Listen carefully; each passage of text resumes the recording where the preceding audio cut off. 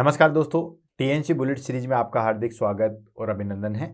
दोस्तों, TNC bullet series में जो है कि आपको पता है कि हम जो है वो एंडोक्राइन सिस्टम पढ़ रहे हैं और एंडोक्राइन सिस्टम में जो है वो एक दिन के अंदर जो है वो एक ग्लैंड जो है वो हम फिनिश करते हैं। अब तक हमने शुरुआत की थी, पहली क्लास हमने ले ली थी इंट्रोडक्शन ऑफ एंडोक्राइन, जिसमें हमने जो है वो एंडोक्राइन के बारे में जो है पूरी डिटेल से पढ़ा था। एंडोक्राइन ग्लैंड क्या होती है, एक्सोक्राइन ग्लैंड क्या होती है, दोनों के बीच में क्या डिफरेंस होता है, वो सारी चीज़ें पढ़ी थी।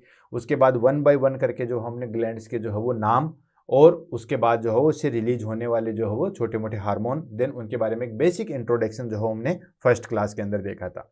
देन उसके बाद में जो है वो हमने शुरुआत की थी, तो फर्स्ट हमने जो है वो हमारे पास में पिट्यूटरी ग्लैंड आ गया था और हाइपोथैलेमस आ गया था। सबसे पहले हमने हाइपोथैलेमस कंप्लीट किया था, देन उसके बाद जो है पिट्यूटरी ग्लैंड कंप्लीट किया था। जो बच्चे आज की क्लास देख रहे हैं उनको मैं यही कहना चाहूँगा कि थायराइड ग्लैंड को पढ़ने से पहले एक बार एटलीस्ट जो है वो आपको हाइपोथैलेमस जरूर पढ़ना पड़ेगा, क्योंकि हाइपोथैलेमस जो है वो इनडायरेक्टली इनको जो है वो कंट्रोल करता है। तो यानी कि सीक्वेंस से पढ़ना पड़ेगा। सबसे पहले आपको इंट्रोडक्शन ऑफ एंडोक्राइन पढ़ना पड़ेगा, जिसमें आपको पता चले कि इनको हार्मोनी क्यों बोला जाता है, कहाँ पे सैचुरेटेड होते हैं, कौन सी ग्लैंड से क्या क्या सिक्रेशंस होता है, एक छोटा मोटी चीज़ें जो हो उनका बेसिक इन्फॉर्मेशन आपको पता चले। उसके बाद हाइपोथैलेमस, क्योंकि हाइपोथैलेमस जो है वो डायरेक्ट कंट्रोल करता है पिट्यूटरी ग्लैंड को, और पिट्यूटरी ग्लैंड जो है वो अपने हार्मोन्स को रिलीज करके जो है वो अदर ग्लैंड को कंट्रोल करती है। जैसे थायराइड को भी जो है वो कंट्रोल करने वाला हार्मोन है टीएसएच, थायराइड स्टिमुलेटिंग हार्मोन, जो कि कहाँ से रिलीज होता है हमारे पास में, पिट्यूटरी ग्लैंड से होता है। पिट्यूटरी में जो है वो एंटी पिट्यूटरी ग्लैंड से जो है वो होता है। लेकिन उस टीएसएच को भी जो है हमारे पास में जो है वो कौन कंट्रोल करता है, हाइपोथैलेमस कंट्रोल करता है। तो हाइपोथैलेमस पहले कंप्लीट करोगे, देन उसके बाद पिट्यूटरी ग्लैंड कंप्लीट करोगे, तो फिर हम जो है वो थायराइड पे बढ़ेंगे। तो अगर फर्स्ट टाइम इस चीज़ पे जुड़ रहे हो तो आपको पहले वाली क्लासेस जो है वो देखने की ज़रूरत है, तभी आपको ये सारी चीज़ें जो है वो समझ में आएगी। और बुलेट सीरीज के बारे में आपको पता ही है कि रोज़ सुबह 7 बजे जो है वो क्लास आ जाती है और इंपॉर्टेंट टॉपिक जो है हम डिस्कस करते हैं। और आज का हमारे पास में रहेगा दोस्तों थायराइड ग्लैंड।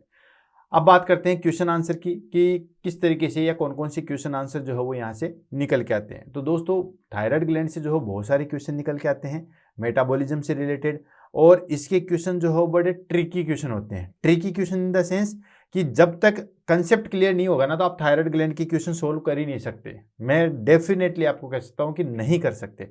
रीजन, क्योंकि इसके क्वेश्चन जो है वो जैसे ये मेटाबॉलिज्म रेट को जो है वो कंट्रोल करता है, राइट। अब इसके अंदर जैसे मान लो हाइपोथायराइडिज्म हो जाए, तो हाइपोथायराइडिज्म में तो आदमी का वेट बढ़ेगा या कम होगा। तो आप कहोगे कि सर मेटाबॉलिज्म को कंट्रोल करता है तो वेट जो है वो हमारे पास में कम होना चाहिए, जबकि नहीं। ध्यान रखना दोस्तों, थायराइड ग्लैंड से जो है मेटाबॉलिज्म कंट्रोल होता है, यानी कि T3 T4 जो है वो भेजता है। अब जब मेटाबॉलिज्म नहीं होगा तो जो भी हम खाते हैं ना वो सारा का सारा शरीर के अंदर पड़ा रहता है, तो वेट जो है वो बढ़ जाएगा। तो ये चीज जो है वो इनडायरेक्टली जो है उसमें बहुत सारे क्वेश्चन आएंगे। तो जब तक इसके कंसेप्ट क्लियर नहीं होंगे ना, तब तक हम इसको जो है वो आगे नहीं बढ़ पाएंगे। तो इसलिए इसको बड़े ही ध्यान से और इत्मीनान से पढ़ना पड़ेगा। हाँ, क्लास अगर आपने मेरी ले ली तो उसके बाद में मैं डेफिनेटली आपको लिख के दे सकता हूं कि इसमें से कोई डाउट आपके पास में नहीं रहेगा, क्योंकि हम कंसेप्ट क्लियर करने में जो हो वो बिलीव रखते हैं। तो अच्छे से क्लास लीजिए, बिल्कुल ध्यान से लीजिए। ऐसा नहीं है कि चलते हुए ले रहे हैं, सोते हुए ले रहे हैं, नहीं, बिल्कुल टेबल चेयर पे बैठ के जो है नोट्स बनाते हुए क्लास लीजिए। और पढ़ाने के बाद में मैं आपको चैलेंज करके कह सकता हूं कि जिंदगी में आप दोबारा इस चीज़ को जो है वो नहीं भूलोगे। तो शुरुआत करते हैं और आगे बढ़ते हैं। तो थायराइड ग्लैंड से शुरू करने से पहले अब तक हमने क्या कर लिया था, हाइपोथैलेमस को जो है वो फिनिश कर लिया है, देन उसके बाद पिट्यूटरी ग्लैंड को जो है वो फिनिश कर लिया। आज की जो हमारे पास में क्लास रहेगी वो रहेगी हमारे पास में थायराइड ग्लैंड की। उसके बाद थाइमस आएगा, उसके बाद पेनक्रियाज, एड्रिनल ग्लैंड, किडनी और टेस्टिस और ओवेरीज, उनको 1 बाय 1 डे के अंदर जो हम लेंगे। जैसे नेक्स्ट क्लास हमारे पास में नेक्स्ट डे की जो है वो पैराथायराइड ग्लैंड रहेगी। उसके बाद हमारे पास में जो है वो एड्रिनल ग्लैंड, पेनक्रियाज, इस तरीके से आगे जो हम बढ़ेंगे। तो थायराइड ग्लैंड की इंट्रोडक्शन की ओर शुरुआत करते हैं और आगे बढ़ते हैं। जैसा कि आपको पता है अब तक की जो ग्लैंड थी वो हमारे पास में ब्रेन तक की थी, हम ऊपर से नीचे तक ले रहे हैं। अब हम गले तक आ चुके हैं और गले के अंदर जो है हमारे पास में एक ग्लैंड प्रेजेंट होती है, उसको हम बोलते हैं थायराइड ग्लैंड। और ये ग्लैंड जो है वो मतलब आपने देखा होगा कि पिट्यूटरी ग्लैंड जो है वो पर्टिकुलर ग्रोथ हार्मोन सीक्रेट करेगी, तो मसल्स पे जाके एक्ट करेगा या बोन पे करेगा। एफएसएच तो हमारे पास में टेस्टिस या ओवेरी पे करेगा। लेकिन दोस्तों, ये जो हार्मोन है हमारे पास में थायराइड ग्लैंड से रिलीज होने वाले हार्मोन है, 2 हार्मोन इससे रिलीज होते हैं। ये ऐसी कोई सेल्स नहीं है, ऐसा कोई टिश्यू नहीं है जिसपे जाके अफेक्ट नहीं डालता है, क्योंकि मेटाबॉलिज्म तो हर सेल्स में होना है। तो मतलब कि हर एक सेल्स में जो है वो इसका रोल रहेगा। पूरी बॉडी में जितनी भी खरबों की संख्याओं में जो है वो हमारे पास में सेल्स है, हर सेल्स पे जो है वो इसका कंट्रोल रहेगा, या हर सेल्स जो है वो इस थायराइड ग्लैंड से जो है वो अफेक्ट होती है। तो देख लो हर जगह जो है वो इन्वॉल्व होगा।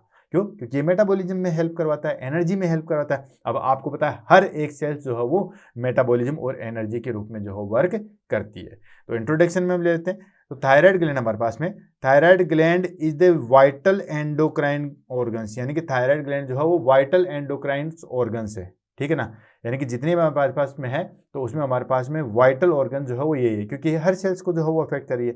Organ are responsive for regulating, ये किसको रेगुलेट करती है? मेटाबॉलिज्म को, ठीक है, ग्रोथ को एंड एनर्जी बैलेंस। यानी कि थायराइड ग्लैंड जो है वो एक वाइटल एंडोक्राइन ऑर्गन रिस्पॉन्सिबल है किसके लिए? मेटाबॉलिज्म के लिए, ग्रोथ के लिए और एनर्जी के लिए। It produce hormone that influence, यानी कि इसके द्वारा जो प्रोड्यूस होने वाले हार्मोन्स है वो इन्फ्लुएंस करते हैं almost every cell in the body, जो कि मैंने अभी अभी आपको बताया है कि इससे रिलीज होने वाले हार्मोन जो है वो अप्रोक्सीमेटली हर सेल्स को जो है वो इन्फ्लुएंस करते हैं, हर सेल्स को जो है वो अफेक्ट डालते हैं। क्लियर? तो इस तरीके से ये हर चीज में जो है वो इन्वॉल्व होता है, हर सेल्स में जो है वो इन्वॉल्व होता है। अब देखो ये जो हमारे पास में गले में प्रेजेंट होती है ये हो गई हमारे पास में थायराइड ग्लैंड। अच्छा, अगर आपसे एग्जाम में क्वेश्चन पूछे कि बॉडी की सबसे लार्जेस्ट ग्लैंड कौन सी होती है, मैं फिर से रिपीट कर रहा हूं, अगर आपसे पूछे कि लार्जेस्ट ग्लैंड जो है वो कौन सी होती है हमारी बॉडी की, तो लार्जेस्ट ग्लैंड जो है हमारे पास में लीवर होती है। इसमें कहीं एंडोक्राइन और एक्सोक्राइन का जिक्र नहीं है, ठीक है।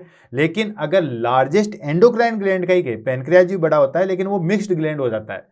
आपसे पूछे लार्जेस्ट एंडोक्राइन ग्लैंड, तो फिर हमारे पास में थायराइड ग्लैंड आ जाएगी। तो इस चीज का ध्यान रखना, अगर आपसे एग्जाम में पूछे लार्जेस्ट एंडोक्राइन ग्लैंड तो आप थायराइड पे जाओगे, और अगर नॉर्मली आपसे पूछे कि लार्जेस्ट ग्लैंड कौन सी होती है तो वो हमारे पास में दोस्तों लीवर होती है। क्लियर?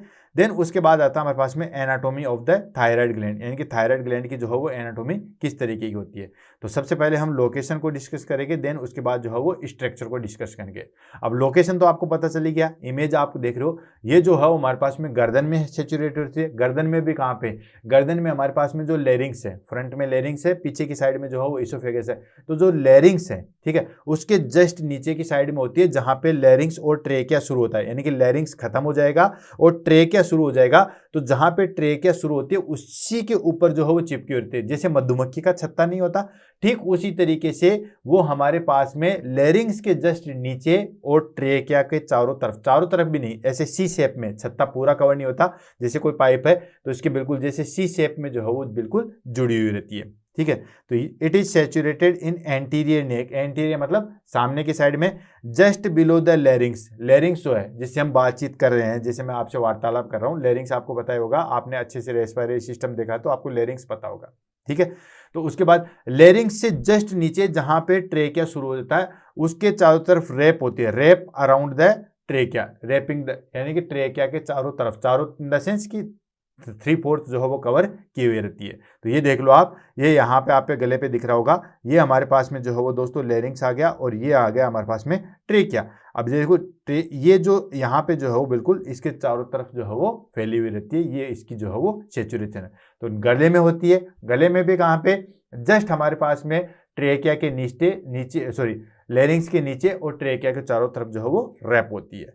देन उसके बाद हम शेप की बात कर लेते हैं। जैसे आपने देखा होता कि पिट्यूटरी ग्लैंड जो है वो मटर के दाने समान होती है, ठीक है, तो ये भी तो कुछ स्ट्रक्चर की होगी। तो ये जो है वो बटरफ्लाई शेप की होती है, ठीक है, इट इज बटरफ्लाई शेप्ड। अच्छा, ये भी ध्यान रखना कि एग्जाम में इनसे शेप से भी बहुत सारे क्वेश्चन पूछेंगे, तो हर चीज की मैं शेप बताऊंगा। जैसे हमारे पास में जो है वो कौन कौन सी होती है, पिट्यूटरी ग्लैंड जो है वो मटर के दाने समान होती है, ये जो है वो बटरफ्लाई शेप की होती है। उसके बाद पैराथायराइड हमारे पास में चावल के दाने के जैसी होती है, पैनक्रियाज जो है वो लीफ लाइक स्ट्रक्चर होती है। तो हर के बारे में जो है वो शेप एग्जाम में पूछी जाती है। तो ये बटरफ्लाई शेप की होती है, ये देखो आप यहाँ पे दिख रहा है, जिस तरीके से ऐसे ही होती है बटरफ्लाई। अगर मैं इसके ऊपर जो है वो छोटे छोटे दो ऐसे तंतु बना दूं, ठीक है ना, ऐसे मैं दो तंतु बना दूं तो ये बिल्कुल बटरफ्लाई नहीं होगी, ठीक है, ये तो चलो अटैच हो गए, एक ऐसा वाला और एक ऐसा वाला अगर बना दूं तो ये बिल्कुल बटरफ्लाई होगी, ठीक है। तो ये बटरफ्लाई शेप की होती है, ठीक है। कंसिस्ट ऑफ 2 लोब्स, यानी कि 2 लोब आपस में जो है वो कंसिस्ट होती है, और ये दोनों आपस में जो है वो किससे जुड़ी होती है? स्टेमस से। यानी कि अगर हम देखें तो ये जो आप स्ट्रक्चर देख रहे हो तो यहाँ पे 2 लोब होगी, एक लोब जो है वो हमारे पास में ये होगी, ठीक है, और एक लोब जो है वो हमारे पास में ये होगी। एक वाली जो है जो राइट साइड में उसको राइट लोब बोल देते हैं और जो लेफ्ट साइड में है उसको लेफ्ट लोब बोल देते हैं। और ये दोनों लोब आपस में जिससे जुड़ी हुई है उसको हम बोलते हैं दोस्तों स्टेमस। ठीक है, यानी कि दोनों लोब जो आपस में जिस चीज से जुड़ी हुई थे या जिस एरिया से जुड़ी हुई थे उसको हम बोलते हैं स्टेमस। क्लियर हो गया। तो ये बटरफ्लाई शेप्ड की होती है, दो लोब में होती है, राइट और लेफ्ट लोब में होती है, और ये दोनों लोब आपस में जो है वो किससे जुड़ी होती है दोस्तों, स्टेमस से जो है वो जुड़ी हुई होती है। उसके बाद आता है हमारे पास में वेट, कि इसका जो है वेट कितना होता है। तो अप्रोक्सीमेटली जो है वो इसका वेट होता है दोस्तों 15 to 25 ग्राम, जैसे हमारे पास में जो था, ठीक है ना, सबके जो है हमने वेट देख रखे हैं। तो इसका वेट जो है अप्रोक्सीमेटली 15 से जो है वो 25 ग्राम का जो है वो वेट होता है। देन उसके बाद आता है हमारे पास में ब्लड सप्लाई, कि ब्लड सप्लाई जो है वो कहाँ होती है। तो ये हाईली वेस्कुलर होती है, ठीक है ना, क्योंकि कई बार आपने देखा होगा जब थायराइडोटॉमी कर देते हैं तो उसका मेन कॉम्प्लिकेशन जो है वो हमारे पास में ब्लीडिंग होता है, ठीक है ना। ये भी एग्जाम में काफ़ी बार क्वेश्चन पूछा गया है कि कोई पर्सन टॉन्सिल या थायराइड की जो है वो ग्लैंड की सर्जरी हुई है, देन बार बार जो है वो निगल रहा है, ठीक है ना, एग्लूटेशन कर रहा है, तो उसमें हम क्या साइन कर सकते हैं, तो उसमें साइन कर सकते हैं कि कहीं ना कहीं जो है वो ब्लीडिंग हो रही है। तो ये जो है हमारे पास में हाईली वेस्कुलर होती है, ठीक है, हाईली वेस्कुलर होती है, supplied the superior thyroid gland, यानी कि ये जो है वो किसके द्वारा सप्लाई होती है, सुपीरियर थायराइड ग्लैंड। और ये सुपीरियर थायराइड ग्लैंड जो है वो किसकी ब्रांचेज होती है, एक्सटर्नल कैरोटिड आर्टरी की होती है, ठीक है। एंड इंफीरियर थायराइड आर्टरी जो है वो नीचे की साइड में सप्लाई होती है, जो कि सब क्लेवियन आर्टरी से जो है वो सप्लाई होती है, ठीक है। अगर नहीं समझ में आ रहा है तो मैं फिर से रिपीट कर रहा हूं। देखो, सबसे पहले क्या होता है, हार्ट होता है, हार्ट से हमारे पास में जो है वो आर्च ऑफ अरोटा निकलती है। जैसे ही हार्ट हुआ, हार्ट से आपको जो है वो आर्च ऑफ अरोटा, ये जगह देख रहे हो, ये हो गया हमारे पास में arch of aorta. Arch of aorta से जो है वो 3 हमारे पास में जो है वो आर्टरी निकलती है। लेफ्ट साइड में तो सीधी सीधी चली जाती है, जिसको हम कहते हैं लेफ्ट सब क्लेवियन आर्टरी, यानी कि ये जैसे 3 निकल गई, ठीक है। इमेज देखो, आपने देखा होगा, जैसे ये हमारे पास में जो है वो हार्ट है, ये हमारे पास में जो है वो हार्ट है, और ये इसके 4 चैम्बर हो गए, और यहाँ से निकलती है अरोटा, और अरोटा से जो है वो 3 ब्रांचें निकलेगी, ठीक है। अब ये 3 ब्रांचें जो है वो आगे कैसे कैसे जाती है, ये 3 ब्रांचें हो गई। एक लेफ्ट साइड में जो डायरेक्ट आती है वो सीधी चली जाती है लेफ्ट कॉमन कैरोटिड आर्टरी, ठीक है। लेफ्ट कॉमन कैरोटिड आर्टरी सीधा जो है वो चलेगी और सीधा सब क्लेवियन में चलेगी, उसके बाद आगे तक की तरफ चलेगी। पहले सब क्लेवियन आर्टरी, उससे जो है वो एक जो है वो उसके पास में सेकंड वाली आ गई, ये होगी लेफ्ट कॉमन कैरोटिड आर्टरी, अंदर की तरफ जाती है। पहली वाली आ गई लेफ्ट सब क्लेवियन, सब क्लेवियन ये हमारे पास में जो हो बोन है, क्लेविकल बोन है, तो इसके बिल्कुल पास से होकर निकलती है, इसलिए बोलते हैं सब क्लेवियन, ठीक है। तो ये आर्टरी से पास से निकलती है, तो सब क्लेवियन आर्टरी, और लेफ्ट साइड में तो लेफ्ट सब क्लेवियन आर्टरी, ये सीधा का सीधा इस हार्ट में जो है वो सप्लाई दे देगी। उसके बाद बची 2, ठीक है। तो ये बीच वाली होगी, ये सीधा अंदर की तरफ चलती है, जिसको बोलते हैं कैरोटिड आर्टरी। आपने सर्किल ऑफ व्हील्स के अंदर बहुत अच्छे तरीके से देखा होगा, जो मैंने ब्लड सप्लाई पूरी कंप्लीट करवाई थी। ये कैरोटिड आर्टरी यहाँ तक जाती है, ये कैरोटिड आर्टरी फिर 2 में डिवाइड हो जाती है। कैसे, लेफ्ट साइडेड में है तो इसको आप बोल सकते हो लेफ्ट कॉमन कैरोटिड आर्टरी, ठीक है। मैंने सिंपल कैरोटिड आर्टरी बोला है समझने के लिए। तो ये कैरोटिड आर्टरी अंदर जाती है, लेफ्ट साइड में तो लेफ्ट आप लगा दो। फिर उसके बाद में 2 ब्रांचेज हो गए, एक हो गई हमारे पास में इंटरनल कैरोटिड आर्टरी, जो सीधा ब्रेन तक चली जाती है, ठीक है। सेकंड हो गई हमारे पास में एक्सटर्नल कैरोटिड आर्टरी। तो जो एक्सटर्नल कैरोटिड आर्टरी है ना, वो फिर 6 ब्रांचेज बचती है, thyroid artery, ophthalmic artery, maxillary artery, ठीक है। ऐसे 6 आर्टरियों में जो है वो बढ़ती है। तो जो एक आर्टरी निकली वो सीधी निकली कौन सी, हमारे पास में, that is called thyroid artery. तो ये देखो यहाँ पे सीधा सीधा लिख रखा है कि supplied by superior thyroid artery, ऊपर से सप्लाई होती है, इसलिए सुपीरियर थायराइड आर्टरी, और वो किसकी ब्रांच है, एक्सटर्नल कैरोटिड आर्टरी की है, ठीक है। अब बच गई हमारे पास में लास्ट एक, जो कौन सी होगी, जिसको बोलते हैं हम राइट सब क्लेवियन आर्टरी। ये कॉमन ब्रेकियोसेफेलिक ट्रंक होता है, ये राइट वाली इधर जाएगी, फिर 2 में डिवाइड होगी, एक चली जाएगी राइट सब क्लेवियन आर्टरी राइट साइड में, और एक बच्ची वो सीधे चली जाएगी राइट साइड में कैरोटिड आर्टरी। तो राइट सब कैरोटिड आर्टरी, ये राइट सब कैरोटिड आर्टरी फिर 2 में डिवाइड, इंटरनल और एक्सटर्नल। इंटरनल वाली अंदर चली जाती है, एक्सटर्नल वाली सप्लाई देती है। तो ठीक है, तो ऊपर की साइड में जो सप्लाई दे रही है, ठीक है, ऊपर थायराइड के जो ऊपर वाला हिस्सा है उसको जो सप्लाई दे रही है वो दे रहे एक्सटर्नल कैरोटिड आर्टरी की branches, that is called thyroid artery. Thyroid के अंदर सप्लाई दे रही है उसको थायराइड आर्टरी बोला, और वो किसकी ब्रांचेज है, एक्सटर्नल कैरोटिड आर्टरी की। राइट साइड वाली की तो वो राइट वाले की वो कहला देंगे, लेफ्ट वाली हो जाएगी तो वो लेफ्ट एक्सटर्नल कैरोटिड आर्टरी की एक आर्टरी होगी, that is called left thyroid artery. ये थायराइड के ऊपर को सप्लाई देती है। नीचे की साइड में होगी उसको हम बोलते हैं दोस्तों इंफीरियर थायराइड आर्टरी, और वो नीचे की साइड में जो सप्लाई दे रही है वो किससे दे रही है, सब क्लेविन आर्टरी। ये जो हमारे पास में दो सब क्लेविन आर्टरी निकली थी उससे सप्लाई दे रही है। आई थिंक 3D में जो हो वो आपको सारी चीजें समझ में आ गई अगर आपने पहले वाली मेरी जो सर्किल ऑफ व्हील्स क्लास ली है तो। क्लियर। उसके बाद आता है हमारे पास में function of thyroid gland. Thyroid gland के जो है वो क्या फंक्शन है, तो देखो बेसिकली आपको जब मैंने इंट्रोडक्शन ही पढ़ाया था तभी मैंने बता दिया था कि ये बेसिकली मेन मोटो इसको जो होता है ये मेटाबॉलिज्म में जो है वो हेल्प करता रहता है। ठीक है, तो मेटाबॉलिज्म में हमारे पास में मेटाबॉलिज्म में और साथ के साथ जो है वो हमारे पास में हार्ट रेट, देन उसके बाद जो है वो ब्लड प्रेशर, क्योंकि इसके अंदर जो है हमारे पास में एक और चीज़ आती है that is called calcitonin hormone भी आता है जो कि कैल्शियम को रेगुलेशन करता है। तो ये हार्ट रेट, मसल्स के और मेटाबॉलिज्म के, एनर्जी के, इन सब में जो है वो हेल्प करती है। ठीक है, तो function of thyroid gland, thyroid gland secret 3 hormones. अब देखो आपको यहाँ पे कंफ्यूजन हो सकता है, मैं बार बार रिपीट कर रहा हूँ कि थायराइड ग्लैंड जो है वो कितने हार्मोन सीक्रेट करती है, 2। अब यहाँ पे दे दिया 3 हार्मोन। अब देखो इसको थोड़ा सा समझो।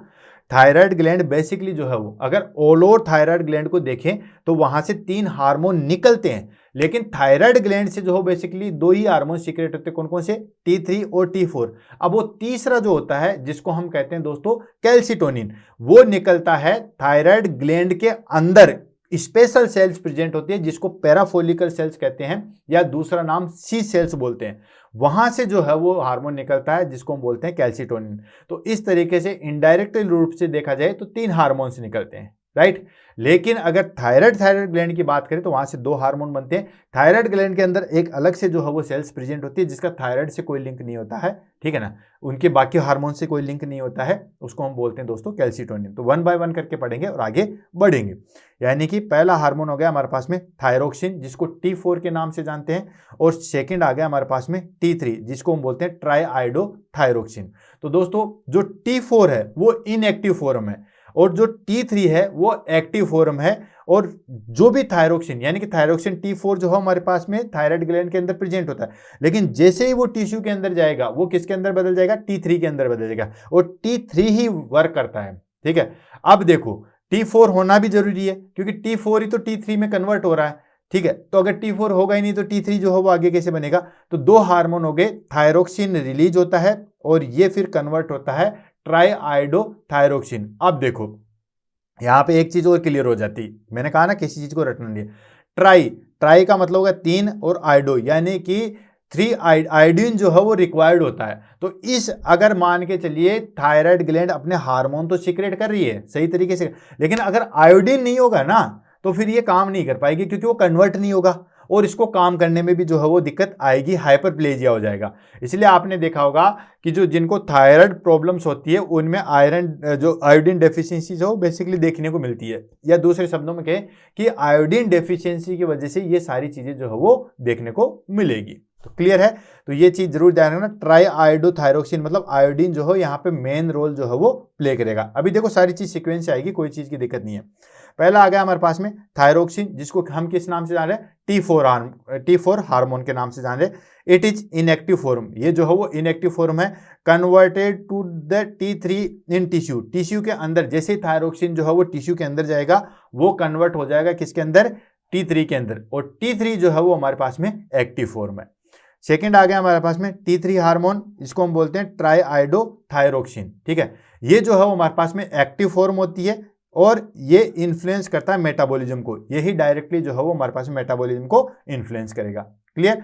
अब देखो function of T3 and T4 इनको पहले पढ़ लेते हैं क्योंकि जो तीसरा वाला बचा है कौन सा, कैल्सीटोनिन, वो सीक्रेट भी अलग जगह से हो रहा है और उसका पूरा काम ही अलग है। हालांकि सब कुछ चीजें डिफरेंस है बट वो प्रेजेंट कहां रह रहा है दोस्तों, वो हमारे पास में थायराइड ग्लैंड के अंदर प्रेजेंट हो रहा है, इसलिए हम इसको यहाँ पे जो है वो पढ़ते हैं। यानी कि जैसे इंडिया के अंदर आ जाए और कोई टेररिस्ट जो है वो यहाँ आके छुप जाए, लेकिन है तो वो टेररिस्ट, है तो वो बाहर का, लेकिन वो इंडिया के अंदर अभी रह रहा है, ठीक है ना, वहां से वो चीज चला रहा है, तो वो चीज आ जाती है, तो उसको हम अलग पढ़ेंगे। तो पहले हम फंक्शन ऑफ T3 को ले लेते हैं। तो T3 हार्मोन क्या करता है, रेगुलेट मेटाबॉलिज्म। सबसे मेन रोल तो जो है वो यही होता है हमारे पास में थायराइड ग्लैंड का, मेटाबॉलिज्म। इसको तो आप कंठस्थ कर लीजिए, क्योंकि सारी चीजें जो है वो इसी के ऊपर जो है वो हमारे पास में डिपेंड होती है, ठीक है। तो ये regulate metabolism, increase energy production, यानी कि T3 और T4 अगर ज्यादा रिलीज होगा तो ज्यादा एनर्जी बनेगी। आपके अंदर सपोज करो कि एनर्जी नहीं बन रही है, तो आप अपने T3 और T4 हार्मोन को जो है वो चेंज करो या उनको जगाओ, एक्टिवेटेड करो, ताकि सारी चीजें जो है वो एक्टिव हो जाए, ठीक है। अगर थायराइड ग्लैंड कम सीक्रेट करेगा तो एनर्जी का प्रोडक्शन जो है वो कम होगा। तो regulate metabolism, increase energy production करवाता है। और क्या करता है, कंट्रोल हार्ट रेट, ठीक है, हार्ट रेट को कंट्रोल करेगा, ब्लड प्रेशर को कंट्रोल करेगा और बॉडी टेम्परेचर को कंट्रोल करेगा। ऑफ कोर्स ये सारी चीजें ऐसे ही है। देखो किस तरीके से मेटाबॉलिज्म अच्छे तरीके से होगा, तो मेटाबॉलिज्म होगा तो एनर्जी प्रोडक्शन होगा, एनर्जी प्रोडक्शन होगा तो बॉडी टेम्परेचर इंक्रीज होना ही होना है, ठीक है। और बॉडी टेम्परेचर अगर इंक्रीज होता है तो आपको पता है हार्ट रेट जो है वो इंक्रीज होगी, और हार्ट रेट इंक्रीज होगी तो ऑटोमेटिकली ब्लड प्रेशर जो है वो इंक्रीज होगा। तो हर एक चीज दूसरे से रिलेटेड है। आपको जो कंठस्थ याद करना है वो करना है दोस्तों मेटाबॉलिज्म। मेटाबॉलिज्म बढ़ेगा तो एनर्जी बढ़ेगी, एनर्जी बढ़ेगी तो हीट बढ़ेगी, हीट बढ़ेगी तो टेम्परेचर बढ़ गया, टेम्परेचर बढ़ गया तो हार्ट रेट बढ़ गया, हार्ट रेट बढ़ गया तो ब्लड प्रेशर बढ़ गया।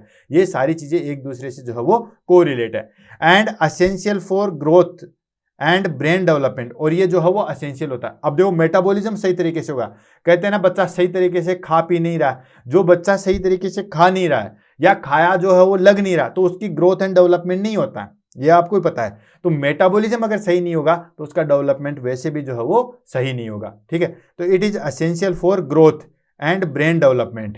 तो आपने देखा होगा मेटाबॉलिज्म, जिस बच्चे का मेटाबॉलिज्म सही है या मेटाबॉलिज्म बढ़ाता है तो उस बच्चे की ऑटोमेटिकली जो है वो ग्रोथ एंड डेवलपमेंट जो है वो अच्छा होता है, स्पेशली इन चिल्ड्रंस। तो चिल्ड्रंस के अंदर, बच्चों के अंदर जो हो थायराइड ग्लैंड का मेटाबॉलिज्म जो है वो अच्छे तरीके से होना चाहिए। तीसरा हार्मोन आ गया हमारे पास में कैल्सीटोनिन, जिसको मैंने अलग से बताया था।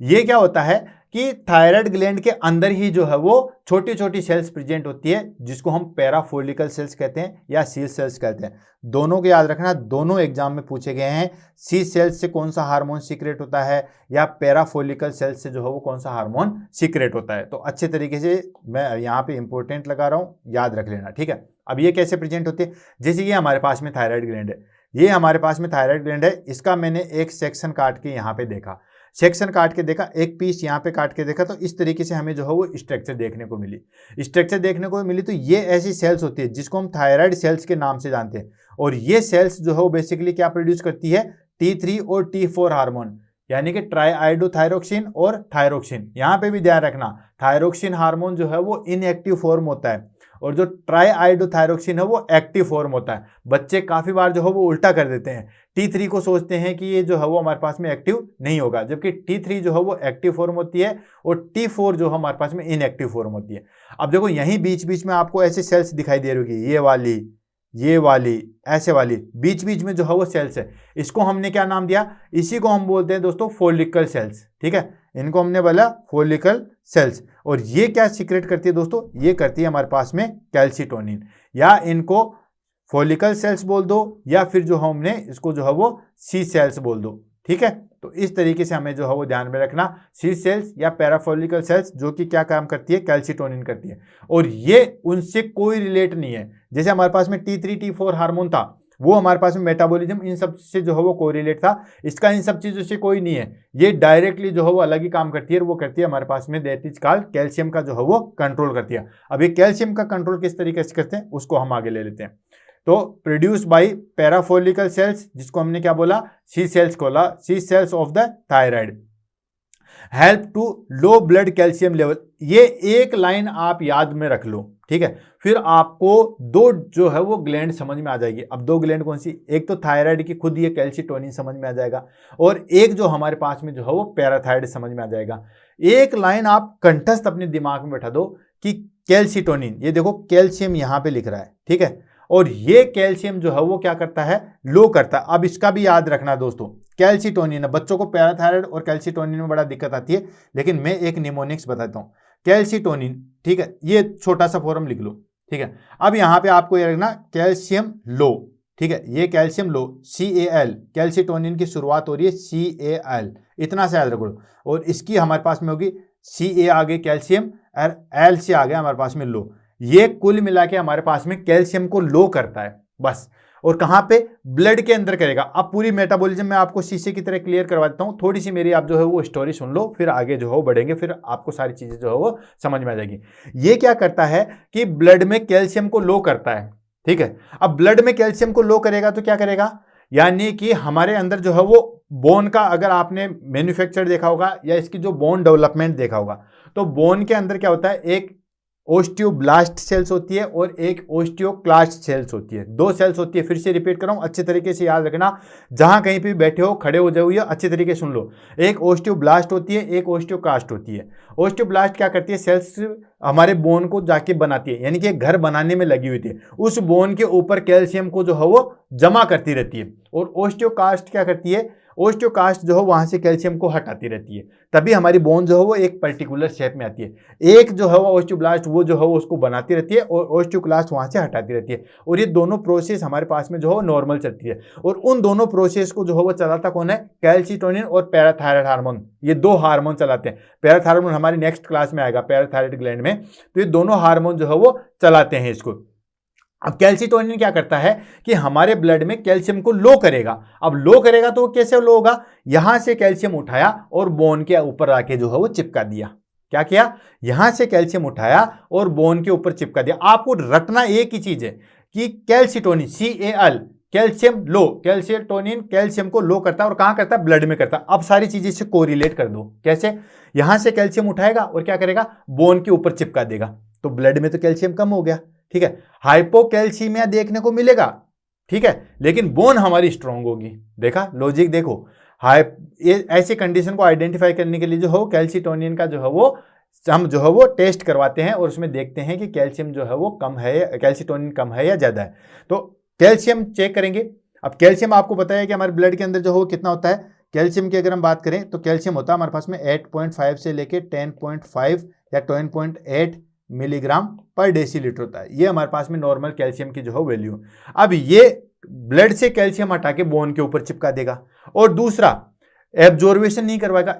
हम जैसे कैल्शियम खा रहे हैं, ठीक है, उसका एब्जॉर्वेशन नहीं करवाएगा, क्योंकि इसको तो ब्लड में कम करना है। तो अगर एब्जॉर्वेशन करेगा तो ब्लड में बढ़ जाएगा, तो एब्जॉर्वेशन नहीं करवाता कैल्शियम का। कैल्शियम आपने खा भी लिया तो भी एब्जॉर्वेशन नहीं करवाता। तीसरी चीज, ये क्या करता है, यूरिन के द्वारा कैल्शियम को बाहर निकालता। किडनी को बोलता है कि कैल्शियम को बाहर निकालो, हमें नहीं चाहिए, कैल्शियम को बाहर निकालो। कुल मिला के एन के एन प्रकार ये ब्लड में कैल्शियम कम रखना चाहेगा, इसका काम ये है। कैल्शिटोनिन ज्यादा सीक्रेट हो गया तो ब्लड में कैल्शियम कम मिलेगा। अब वो ब्लड में कैल्शियम कम मिलेगा तो वो क्या करेगा, बोन के ऊपर भेजेगा, ठीक है, किडनी से बाहर निकालेगा, प्लस एब्जॉर्वेशन को जो है वो कम कर देगा। ये कैल्शिटोनिन का काम है। जस्ट अपोजिट जो है वो पैराथायराइड हार्मोन का आ जाता है, ये कैल्शिटोनिन के अगेंस्ट काम करता है। वो क्या करेगा, वो भी नेक्स्ट क्लास में आएगा, छोटा सा मैं बता देता हूं। वैसे ये क्या करेगा, पैराथायराइड हार्मोन ये कैल्शियम को बढ़ाएगा। तो बढ़ाएगा कैसे, ये अपनी सेना को भेजेगा। अब कौन सी सेना आ गई, कैल्शिटोनिन के पास तो ओस्टियोब्लास्ट थी, पैराथायराइड के पास आ गई ओस्टियोक्लास्ट सेल्स। ओस्टियोक्लास्ट सेल्स को क्या बोलेगा, कैल्शियम को हटाओ वहां से, तो कैल्शियम को हटा के ब्लड में लेके आएगी वो, ठीक है। प्लस इंटेस्टाइन को बोलेगा कि ज्यादा से ज्यादा कैल्शियम दो, मुझे जरूरत है, ठीक है। कैल्शियम को बढ़ा के जो हो ब्लड में डालेगा, ठीक है। और किडनी को भी बोल देगा कि कैल्शियम को बाहर नहीं निकालना, मुझे कैल्शियम का रीएब्जॉर्वेशन चाहिए। एब्जॉर्वेशन इंटेस्टाइन को बोलेगा, रीएब्जॉर्वेशन जो है वो किडनी को बोला जाता है। क्यों, क्योंकि हमने पहली बार खाया कैल्शियम, मान लो हमने कुछ खाया तो इंटेस्टाइन ने उसको एब्जॉर्ब किया, तो उसको बोलते हैं एब्जॉर्वेशन। अब वो कैल्शियम जाने के बाद में जो है वो हमारे पास में ब्लड में चला गया, ब्लड से जो है वो हमारे पास में अरोटा में, अरोटा से होता है रीनल आर्टरी में, रीनल आर्टरी में जाने के बाद किडनी में, किडनी से वो जो है हमारे पास में प्रोक्सिमल कन्वर्टेड ट्यूबल्स, और वहां से वापस उसको उठाया जाता है, इसलिए बोलते हैं रीएब्जॉर्वेशन। तो हर एक चीज को जो है वो कंठस्थ याद रखो, ठीक है। तो किडनी से रीएब्जॉर्वेशन करवाता है, इंटेस्टाइन से एब्जॉर्वेशन करवाता है, ओस्टियोक्लास्ट से वहां से कैल्शियम को हटा के जो है वो क्या करता है, कैल्शियम को इंक्रीज करता है। ये करता है पैराथायराइड हार्मोन, और कैल्शिटोनिन जस्ट उसके अपोजिट काम करेगा। तो अगर किसी पर्सन को मान लीजिए हड्डियां तो बहुत मजबूत है, ठीक है, हाइपोकैल्सीमिया, तो अगर हाइपोकैल्सीमिया आता है तो उसका डेक्सा स्कैन जरूर किया जाता है कि क्या पता कैल्शियम ही इंटेक है या कैल्शिटोनिन ज्यादा सीक्रेट हो रहा है, दोनों में डिफरेंस, ठीक है। रियल डायग्नोसिस जो है वो ये होता है कि कैल्शियम सिर्फ जो है वो ब्लड में कम है तो उसके दो रीजन हो सकते हैं। एक तो क्या पता कैल्सिटोनिन ज़्यादा सीक्रेट हो रहा है जिसकी वजह से बोन को अच्छी तरीके से वो डेवलप कर होगा, या क्या पता कैल्शियम ही जो कम ले रहे हैं, तो ये जो है वो चीज़ करवाते हैं। आई थिंक सारी चीज़ें जो है वो क्लियर होगी। अगर क्लियर होगी तो ये टॉपिक बहुत अच्छे से हम लोग जो है वो समझ में आ जाएगा। नेक्स्ट क्या कहता है, इनहिबिटिंग बोन रीअब्जॉर्वेशन, यानी कि इनहिबिट करवाता है, बोन का रीअब्जॉर्वेशन नहीं करवाता। ठीक है, बोन पे कैल्शियम चिपकाता ही रहता है। Prevent calcium release from the bone, bone से कैल्शियम को रिलीज ही नहीं होने देता, बस ला के इकट्ठा करने में रहता है। ठीक है, and increase in calcium excretion, ठीक है, यानी कि इंक्रीज करवाता है calcium excretion by the kidney को बोल देता है आपको कैल्शियम को जो है वो बाहर निकालना। समझ में आ गया? आपको लाइन सिर्फ और ये की याद रखनी है, लोअर ब्लड कैल्शियम लेवल, और उसको कैसे याद रखोगे वो मैंने आपको बताया था, कैल्सिटोनिन CAL, तो CA हो गया कैल्शियम और L से आ गया लो। ये कैल्सिटोनिन ब्लड में कैल्शियम को लो करता है। अगर मजा आया पढ़ने में तो कमेंट पॉज करके जो है वो एक बार कमेंट जो है वो जरूर कीजिएगा। तो ये ब्लड में कैल्शियम को लो करता है। अब ब्लड में कैल्शियम कैसे लो करेगा, कैल्शियम को उठा के बोन के ऊपर डालेगा, वहां से कैल्शियम को नहीं निकलने देगा। ठीक है, वहां पे बना कर दिया, वहां पे लॉक भी लगा देगा। ठीक है, कैल्शियम को नहीं निकलने देगा, और रीअब्जॉर्वेशन और जो है वो एब्जॉर्वेशन कम कर देगा। ठीक है, इंटेस्टाइन को बोलता है कैल्शियम का एब्जॉर्वेशन मत करो। ठीक है, और किडनी को बोलेगा कि ज्यादा से ज्यादा कैल्शियम बाहर निकालो। जब बाहर निकालेंगे तभी तो ब्लड में कम आएगा, क्योंकि इसका तो काम ही है लो ब्लड कैल्शियम करवाना। क्लियर? तो ये काम करवाता है। देन उसके बाद आता है हमारे पास में थायराइड हार्मोन रेगुलेशन। ये आपको तीनों हार्मोन समझ में आ गया, T3, T4, TSH। ठीक है, T3, T4 और कैल्सिटोनिन, ये तीनों हार्मोन आ गए। अब आता है कि थायराइड हार्मोन का जो है वो रेगुलेशन किस तरीके से होता है। तो थायराइड हार्मोन का रेगुलेशन, अगर आपने मेरी क्लास सिस्टेमेटिकली जो है वो इंट्रोडक्शन की, फिर हाइपोथैलेमस की, और फिर पिट्यूटरी ग्लैंड के लिए, तो ये सारी चीजें समझ में आ जाएगी। अभी खटाखट जैसे जैसे मैं पढ़ता जाऊंगा वैसे वैसे सारी चीजें क्लियर हो जाएगी। लेकिन अगर आप डायरेक्टली इस क्लास को ले रहे हो तो ये चीजें समझना जो हो बड़ा मुश्किल है। क्यों? क्योंकि जब तक वहां तक वो सारी चीजें क्लियर नहीं होगी तब तक ये सारी चीजें नहीं हो पाएगी। ठीक है, तो थायराइड ग्लैंड का जो है रेगुलेशन किस तरीके से होता है उसको हम ले लेते हैं। थायराइड फंक्शन जो है वो controlled by hypothalamic pituitary thyroid axis. ठीक है, यानी कि थायराइड ग्लैंड का जो कंट्रोल होता है वो हाइपोथैलेमस और पिट्यूटरी ग्लैंड दोनों का जो एक्सिस बनता है उसके द्वारा कंट्रोल होता है। अब उसके द्वारा कैसे कंट्रोल होता है उसको हम ले लेते हैं। ठीक है, देखो एक स्लाइड भी ले लेता हूं, मेरे पास में रखी हुई है उसी चीज को, फिर आगे जो है हम उसको ले लेते हैं। इमेज बेस से जो है वो एक स्लाइड ले लेते हैं, बहुत अच्छी स्लाइड जो है वो उसको हमने पहले कंप्लीट करवाया था। ये वाली स्लाइड है, इसको हम बाद में देखेंगे, पहले ये देख लेते हैं। ठीक है, थायराइड हार्मोन का किस तरीके से, सबसे पहले क्या होता है कि द हाइपोथैलेमस सीक्रेट, हाइपोथैलेमस कहाँ पे प्रेजेंट है, हमारे ब्रेन के अंदर। ब्रेन के अंदर कैसे, थैलेमस के जस्ट नीचे, यानी कि जो हमारे पास में ब्रेन है उसके जस्ट नीचे होता है। और हाइपोथैलेमस एंडोक्राइन का और हमारे पास में जो है वो नर्वस सिस्टम, दोनों का जो है वो कॉम्बिनेशन में काम करता है। तो हाइपोथैलेमस जो है वो सीक्रेट करता है एक हार्मोन, कौन सा, थायरोट्रोपिन रिलीजिंग हार्मोन जो है वो रिलीज करता है। अब देखो रिलीज हार्मोन है, रिलीज मतलब किसी भी चीज को स्टिमुलेट करने वाला। दो टाइप के हार्मोन होते हैं थायमस से, एक रिलीजिंग हार्मोन होता है, एक इनहिबिटिंग होता है। ये भी आपने जो है वो देखा होगा। रिलीजिंग जो है वो और प्रोडक्शन करवाता है, इनहिबिटिंग किसी चीज को रोकता है। अगर जैसे मान लो यहाँ पे होता है थायरोट्रोपिन इनहिबिटिंग हार्मोन, मतलब कि रोकने वाला, लेकिन ये क्या है, थायरोट्रोपिन रिलीजिंग हार्मोन जो है वो सीक्रेट करता है। TRH कहां से सीक्रेट होता है, TRH सीक्रेट होता है दोस्तों हाइपोथैलेमस से। थायरोट्रोपिन रिलीजिंग हार्मोन सीक्रेट करेगा, हाइपोथैलेमस ने हार्मोन रिलीज किया थायरोट्रोपिन रिलीजिंग हार्मोन, और वो सीधा जाके कहां पे अटैक करेगा, पिट्यूटरी ग्लैंड पे। अब पिट्यूटरी ग्लैंड को जैसे आएगा तो वो इंफॉर्मेशन देगा, और वो किसको स्टिमुलेट करेगा, अब पिट्यूटरी ग्लैंड को। TRH यानी कि thyrotropin releasing hormone stimulate the pituitary gland, pituitary gland को स्टिमुलेट करेगा। और वहां से पिट्यूटरी ग्लैंड से क्या रिलीज होगा, वहां से रिलीज होगा TSH, थायराइड स्टिमुलेटिंग हार्मोन, नाम से पता है थायराइड स्टिमुलेशन हार्मोन। यानी कि पहले TRH एक्टिवेट हुआ, इसने किसको एक्टिवेट किया, TSH को, थायराइड स्टिमुलेटिंग हार्मोन को एक्टिवेट किया। ये thyroid stimulating hormone pituitary gland से सीक्रेट होता है, पिट्यूटरी में कौन सा, एंटीर पिट्यूटरी से। वो सीधा अटैक करेगा हमारे पास में इस ग्लैंड पे, थायराइड स्टिमुलेटिंग हार्मोन, नाम से पता था। तो ये थायराइड जो है वो थायराइड को स्टिमुलेट करेगा, और ये TSH जो है वो थायराइड ग्लैंड को स्टिमुलेट करेगा। फिर थायराइड ग्लैंड किसको सीक्रेट करेगी, T3 हार्मोन और T4 हार्मोन को जो है वो स्टिमुलेट करेगी या रिलीज करेगी। TSH act on thyroid gland, TSH जो है वो थायराइड ग्लैंड पे जाके जो है वो अटैक करेगा। देन प्रमोटिंग, क्या क्या प्रमोट करता है, T3 and T4 production, T3 और T4 प्रोडक्शन जो है वो एक्टिवेटेड होंगे या T3 T4 हार्मोन जो है वो रिलीज होंगे। यानी कि किस तरीके से, यानी कि सबसे पहले हाइपोथैलेमस ने जो है वो TRH thyroid releasing hormone secrete किया, वो सीधा पिट्यूटरी ग्लैंड पे अटैक किया। पिट्यूटरी ग्लैंड से अटैक करने के बाद पिट्यूटरी ने जो है वो किसको स्टिमुलेट, पिट्यूटरी के किसके हार्मोन को स्टिमुलेट किया, TSH को, थायराइड स्टिमुलेटिंग हार्मोन को जो है वो सीक्रेट करने के लिए फोर्स डाला TRH ने।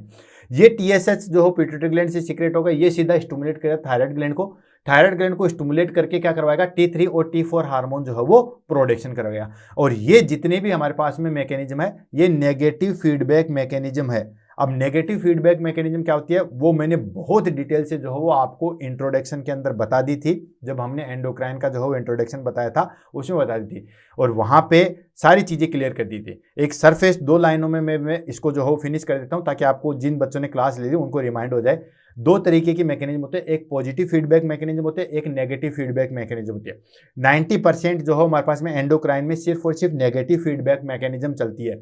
पॉजिटिव फीडबैक मैकेनिज्म सिर्फ एक ही जगह चलती है, वो चलती है ऑक्सीटोसिन में। तो ये याद रखना, एग्जाम में काफी बार पूछा गया है कि पॉजिटिव फीडबैक मैकेनिज्म कहाँ चलती है, सिर्फ और सिर्फ जो है वो ऑक्सीटोसिन में चलती है। कैसे, पॉजिटिव फीडबैक मैकेनिज्म क्या होता है, नेगेटिव फीडबैक मैकेनिज्म क्या होता है, इसको हम बता देते हैं। पॉजिटिव फीडबैक मैकेनिज्म होता है जैसे हमारे पास में ऑक्सीटोसिन रिलीज हुआ, कहां से, पोस्टीरियर पिट्यूटरी से, ठीक है। ऑक्सीटोसिन रिलीज हुआ हमारे पास में, रिलीज होता है पोस्टीरियर पिट्यूटरी से, बनता है हाइपोथैलेमस में, ठीक है। तो हाइपोथैलेमस ने जो है पिट्यूटरी में अपना जो है वो ऑक्सीटोसिन रख दिया है। अब ऑक्सीटोसिन पोस्टीरियर पिट्यूटरी से रिलीज हुआ और उसके बाद में जो है वो जैसे बच्चा होने वाला होता है, देन यूट्रस को कॉन्ट्रेक्शन करता है। यूट्रस को जैसे कॉन्ट्रेक्शन किया, बच्चा थोड़ा सा बाहर निकला, तो वो इंफॉर्मेशन देता है कि हाँ यूट्रस जो है वो कॉन्ट्रैक्ट हो रहा है। फिर और ज्यादा ऑक्सीटोसिन रिलीज होता है, फिर और कॉन्ट्रेक्शन होता है, बच्चा थोड़ा और जाता है, फिर बोलता है हाँ कॉन्ट्रेक्शन हो रहा है, फिर और ज्यादा करवाता है, फिर और ज्यादा कॉन्ट्रेक्शन करता है। तो ये होती है पॉजिटिव फीडबैक मैकेनिज्म, मतलब इंफॉर्मेशन दिया और हार्मोन रिलीज हुआ, और इंफॉर्मेशन दी और हार्मोन रिलीज हुआ, ये होता है positive feedback mechanism. Positive feedback mechanism एक ही जगह जो है वो लागू होता है, वो होता है ऑक्सीटोसिन पे।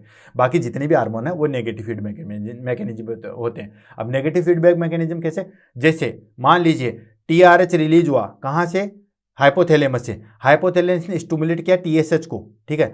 TSH कहाँ से रिलीज हुआ, पिट्यूटरी ग्लैंड से, इसने आके स्टिमुलेट किया किसको, थायराइड ग्लैंड को। अब थायराइड ग्लैंड ने जैसे स्टिमुलेट किया तो T3 T4 हार्मोन ज्यादा रिलीज हो गए। तो जैसे हमारे ब्लड के अंदर T3 T4 ज्यादा हो जाएंगे, फिर कहते हैं हाँ हाँ हाँ रिलीज हो गया, तो पॉजिटिव फीडबैक मैकेनिज्म से और ज्यादा रिलीज होता है। लेकिन नेगेटिव फीडबैक मैकेनिज्म क्या कहते हैं कि हाँ ठीक है रिलीज हो गया, हमें अब ज्यादा जरूरत नहीं है, तो फिर TRH जो है वो कम हो जाएगा या उसके अगेंस्ट इनहिबिटिंग हार्मोन चलेगा, फिर जो है वो आगे TRH नहीं रिलीज होगा, फिर TSH भी रिलीज नहीं होगा। तो ये चीज जो है वो जरूर ध्यान रखना। और इनडायरेक्टली रूप से ये बहुत ज्यादा हेल्प करता है। जैसे फॉर एग्जाम्पल आप अगर किसी थायराइड पर्सन वाले को करवाओगे टेस्ट, तो T3 T4 हार्मोन अगर ज्यादा इंक्रीज मिलेगा तो TSH डिक्रीज होगा, ठीक है। तो ये एक नॉर्मल मैकेनिज्म है, ध्यान रखना दोस्तों। अगर T3 T4 हार्मोन जो है वो ज्यादा इंक्रीज है और TSH जो है वो हमारे पास में कम है, मतलब ठीक है कि पॉजिटिव फीडबैक मैकेनिज्म पे काम कर रहे हैं। लेकिन सोचो अगर T3 और T4 हार्मोन कम रिलीज है, समझना स्टोरी समझना, T3 T4 हार्मोन कम रिलीज है, ठीक है, और TSH ज्यादा इंक्रीज है, तो ये क्या इंडिकेशन देता है, ये इंडिकेशन ये दे रहा है कि थायराइड ग्लैंड में प्रॉब्लम है, पिट्यूटरी तो सही चल रही है क्योंकि TSH वहां से सही सीक्रेट हुआ है, TRH सीक्रेट हुआ इसलिए फिर TSH सीक्रेट हुआ। तो TSH तो सही सीक्रेट हो रहा है, वो थायराइड को स्टिमुलेट भी कर रहा है, लेकिन T3 T4 हार्मोन रिलीज नहीं हो रहे, मतलब थायराइड में ही प्रॉब्लम है। तो ये एक इंफॉर्मेशन आ गई। तो T3 T4 कम होंगे, TSH ज्यादा होगा, मतलब नॉर्मल फिनोमिना। लेकिन अगर सपोज करो T3 भी कम है, T4 भी कम है और TSH भी कम है, तो इसका क्या मीनिंग निकलता है, इसका मीनिंग ये निकलता है कि मे भी थायराइड ग्लैंड ठीक होगी लेकिन ऊपर से उसको स्टिमुलेट ही नहीं करा, उसको जगाने वाला ही नहीं है। बच्चे पढ़ने वाले तो हैं लेकिन उसको टीचर स्टिमुलेट ही नहीं करा। तो ठीक उसी तरीके से T3 T4 डिक्रीज है लेकिन TSH भी डिक्रीज है, मतलब हो सकता है, एक चांसेज हो सकता है कि थायराइड ग्लैंड तो ठीक है लेकिन उसको स्टिमुलेट जगाने वाला हार्मोन ही नहीं है, मतलब पिट्यूटरी ग्लैंड में ही प्रॉब्लम है। इसलिए एंडोक्राइन मुझे सबसे अच्छा लगता है क्योंकि ये कंसेप्ट बेस पे आधारित होता है। तो अगर आपके कंसेप्ट क्लियर हो गए ना तो बड़ा मजा आता है, ठीक है। तो ऐसी चीजें जो है वो अप्लाइड सारी चीजें यहाँ पे चलती है। समझ में आया है तो कमेंट जो है वो बताइएगा। High T3 and T4 level inhibit, देखो नेगेटिव फीडबैक मैकेनिज्म क्या करते हैं हाई T3, T4 और T3 का लेवल अगर इंक्रीज रहेगा तो वो इनहिबिट करेगा। इनहिबिट मतलब रोकेगा TRH को, thyroid releasing hormone, and TSH production को, थायराइड स्टिमुलेटिंग हार्मोन। TRH जो है वो रिलीज होता है हमारे पास में हाइपोथैलेमस से, ठीक है, ये हो गया हमारे पास में हाइपोथैलेमस से, और TSH जो है वो पिट्यूटरी ग्लैंड से, यहाँ से जो है वो रिलीज होता है। एंड मेंटेनिंग हार्मोन बैलेंस, ये फिर मेंटेन करते हैं। अगर T3 और T4 कम है फिर इंफॉर्मेशन जाएगी, फिर TRH और TSH जो है वो ज़्यादा बनेगा, तो ये negative feedback mechanism. I think सारी चीज़ क्लियर जो है वो हो गई होगी, नहीं होता आप वहाँ पे भी जो है वो जाके पढ़ सकते हो। अब देखो हम सिर्फ TSH TRH को लेंगे, ये रहा हमारे पास में, ये हो गया हमारे पास में TRH, थायराइड रिलीजिंग हार्मोन। ये किसको एक्ट कर रहा है, देखो ये एक्ट कर रहा है हमारे पास में पिट्यूटरी ग्लैंड को, बाकी को हम नहीं ले रहे क्योंकि हम थायराइड ग्लैंड ही पढ़ रहे हैं। हालांकि ये चार्ट मैंने जो है वो इंट्रोडक्शन में बहुत अच्छी तरीके से एक्सप्लेन कर दिया था। नेक्स्ट आता है, ये किसको स्टिमुलेट करेगा, TSH को। ये कलर ध्यान रख लो, ठीक है, ये कलर ब्लू कलर का है थोड़ा, मतलब जो भी है, ठीक है, ये TSH को रिलीज करेगा। ये TSH आगे जाके किसको रिलीज करेगा, थायराइड हार्मोन को, और फिर थायराइड हार्मोन से जो है वो क्या रिलीज होंगे हमारे पास में, T3 और T4 हार्मोन जो है वो रिलीज होंगे, ठीक है। कैल्सिटोनिन पैराथायराइड पे जो है वो कंट्रोल होता है, तो इस तरीके से ये चीज़ें जो है वो कंट्रोल होगी। TRH रिलीज हुआ, थायराइड रिलीजिंग हार्मोन, जो कि हाइपोथैलेमस से होता है। ये देखो आपको हाइपोथैलेमस ये हार्मोन रिलीज करा, इसने TRH रिलीज किया। TRH जो है वो एंटी पिट्यूटरी को जाके अटैक करेगा, वहाँ से TSH रिलीज होगा। ये TSH जो है वो कहाँ पे, थायराइड ग्लैंड पे अटैक करेगा, और फिर T3 और T4 हार्मोन जो है वो रिलीज हो जाएंगे। ये हो गया हमारे पास में नॉर्मल इसके फंक्शन। अब आ जाते हैं इसकी एबनॉर्मलिटी। थायराइड की जो है वो एबनॉर्मलिटी लेते हैं कि अगर थायराइड ग्लैंड ज़्यादा सीक्रेट करने लग जाए तो कौन सी डिजीज हो सकती है, और कम हो जाए तो कौन सी डिजीज हो सकती है। जितनी भी हमारे पास में एंडोक्राइन है ना, वहाँ पे दो ही चीज़ें जो है वो हमें देखने को मिलेगी, या तो कम या ज़्यादा। कम हो जाएगा तो कौन कौन सी डिजीज मिलेगी, और ज़्यादा हो जाएगा तो कौन कौन सी डिजीज जो है वो देखने को मिलेगी। तो देखो, थायराइड डिसऑर्डर जो है are among most common endocrine disease. Thyroid के जो है मोस्ट कॉमन है क्योंकि ये हर सेल्स को जो है वो अफेक्ट करते हैं। They can be classified into functional disorder. अब इसमें दो हम डिसऑर्डर पढ़ेंगे, एक पढ़ेंगे फंक्शनल डिसऑर्डर। फंक्शनल डिसऑर्डर कौन से होते हैं, हार्मोनल, हार्मोन अगर ज्यादा हो जाए तो, और अगर हार्मोन कम हो जाए तो। और दूसरा पढ़ेंगे हम स्ट्रक्चरल डिसऑर्डर, यानी कि मान लीजिए थायराइड ग्लैंड जो है वो स्ट्रक्चर में प्रॉब्लम आ रही है, तो ये दो डिवाइडेशन पढ़ेंगे। पहले हम फंक्शनल डिसऑर्डर को देख लेते हैं। फंक्शनल डिसऑर्डर में हम दो डिसऑर्डर देखेंगे, हाइपो और हाइपर, और उसके बाद हम जो है वो स्ट्रक्चर में देखेंगे कि थायराइड कैंसर हो जाएगा तो क्या हो जाएगा, थायराइड स्ट्रोम हो जाएगा तो क्या हो जाएगा, गोइटर हो जाएगा तो क्या हो जाएगा, वो स्ट्रक्चर में है। यह है फंक्शनल, यानी कि अगर ये फंक्शन सही तरीके से नहीं करेंगे, और फंक्शन सही तरीके से नहीं करेंगे तो दो ही चीज़ें होती है, या तो हाइपो होगा, ठीक है, या फिर हमारे पास में जो है वो हाइपर होगा। या तो ये सिक्रेशन ज़्यादा करेगी या फिर जो है वो कम करेगी, क्योंकि अगर नॉर्मल कर रही है तो कोई डिजीज ही नहीं होती है, ठीक है। तो फंक्शनल को ले लेते हैं। ए पॉइंट आ गया हमारे पास में फंक्शनल, फिर आएगा हमारे पास में स्ट्रक्चर। फंक्शनल में हम सबसे पहले ले लेते हैं दोस्तों हाइपोथायराइडिज्म। हाइपो का मतलब क्या हो गया, डिक्रीज, तो ये चीज समझाने की नहीं है। अंडर एक्टिव थायराइड, यानी कि हाइपोथायराइडिज्म का मतलब होगा कि T3 और T4 हार्मोन जो है वो कम सीक्रेट होंगे, ठीक है। तो a condition where thyroid gland does not produce enough hormone. Enough hormone कौन से, यानी कि T3 और T4 हार्मोन जो है वो डिक्रीज रहेंगे। इसको हमने क्या बोला दोस्तों, दैट इज कॉल्ड हाइपोथायराइडिज्म। क्या क्या कोजेज हो सकते हैं, मान लो कोई भी हार्मोन कम रिलीज हो रहा है, उसके क्या क्या कोजेज हो सकते हैं। तो देखो, पहला कोजेज हो गया आयोडीन डेफिशिएंसी। अब आप कहोगे कि सर आयोडीन का इससे क्या रिलेशन है, बिल्कुल रिलेशन है। मैंने कहा था ना कि हार्मोन कौन कौन से रिलीज हो रहे हैं, T3 और T4।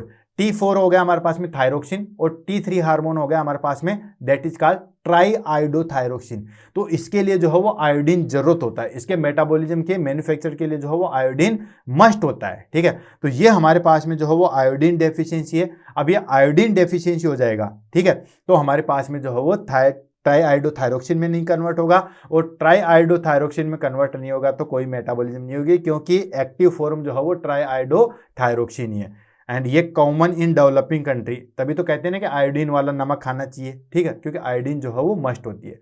नेक्स्ट आता है हमारे पास में क्या हो सकता है, हाशिमोटो थायराइडाइटिस, ठीक है, इसकी वजह से भी हाइपोथायराइडिज्म हो सकता है। ये एक ऑटो इम्यून डिजीज है जिसके अंदर क्या होता है कि हमारे पास में T3 और T4 हार्मोन्स की सेल्स जो है वो ऑटोमेटिकली जो है वो डिस्ट्रक्शन हो जाता है, या वो जो है वो खत्म हो जाती है। इसको हम बोलते हैं हाशिमोटो थायराइडाइटिस। नेक्स्ट आता है पोस्ट सर्जिकल हाइपोथायराइडिज्म।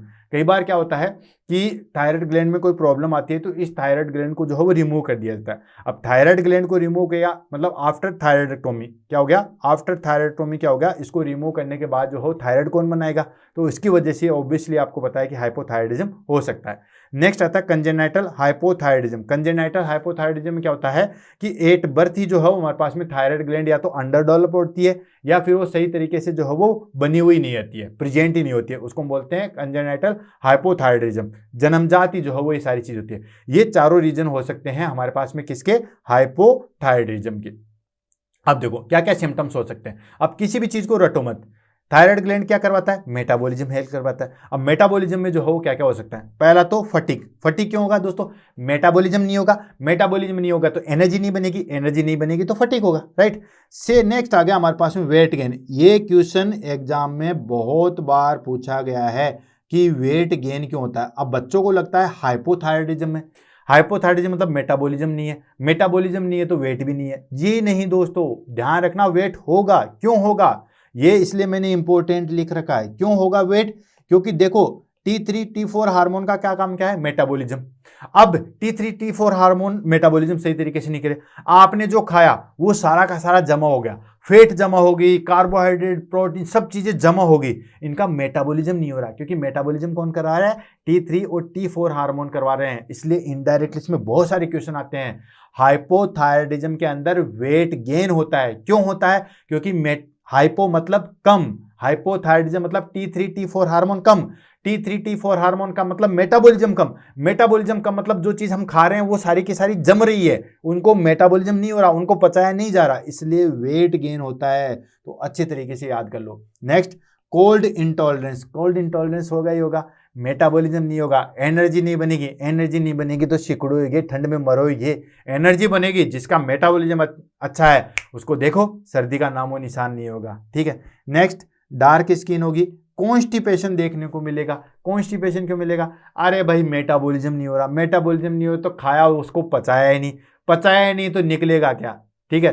तो जो हमने आपने डाला उसको निकालने के लिए कुछ तो चाहिए, जब निकलेगा क्या, तो कॉन्स्टिपेशन आपको देखने को मिलेगा। एंड स्लो हार्ट रेट, ठीक है, हार्ट रेट जो है वो स्लो होगी। क्यों, क्योंकि हाइपोथायराइडिज्म है तो हार्ट रेट जो है वो स्लो होगी, क्योंकि मेटाबॉलिज्म नहीं हो रहा।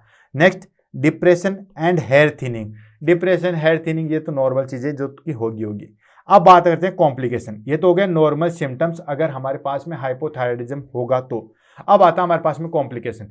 कॉम्प्लिकेशन इन द सेंस कि अगर आपने ज्यादा हाइपोथायराइडिज्म हो गया तो क्या क्या कॉम्प्लिकेशन जो है वो हो सकते हैं। तो दो कॉम्प्लिकेशन यहाँ पे आते हैं, एक होता है मैक्सिडीमा और एक होता है क्रेटिनिज्म।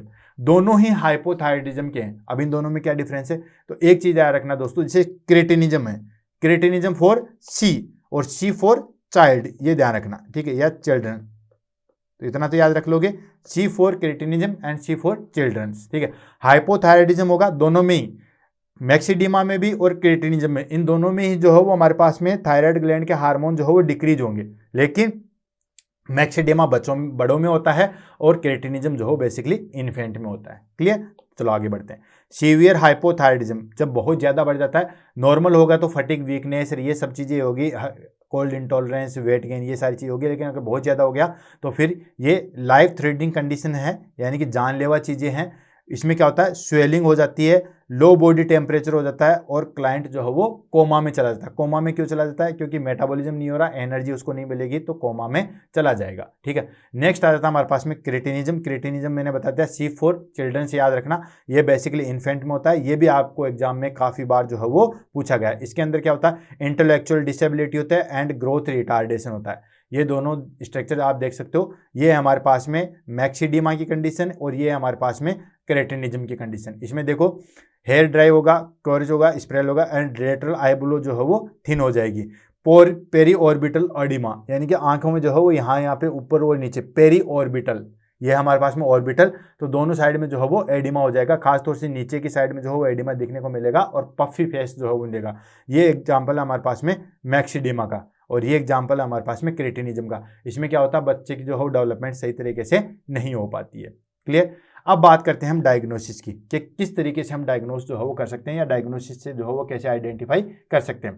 तो इसमें क्या देखने को मिलेगा दोस्तों, हाई TSH। देखो ध्यान से, अब आप कहोगे सर हाई TSH, ठीक है, लो T3 T4 लेवल है, हम पढ़ रहे हैं हाइपोथायराइडिज्म, मतलब प्रॉब्लम किसकी आ रही है, सिर्फ थायराइड ग्लैंड की आ रही है, ठीक है।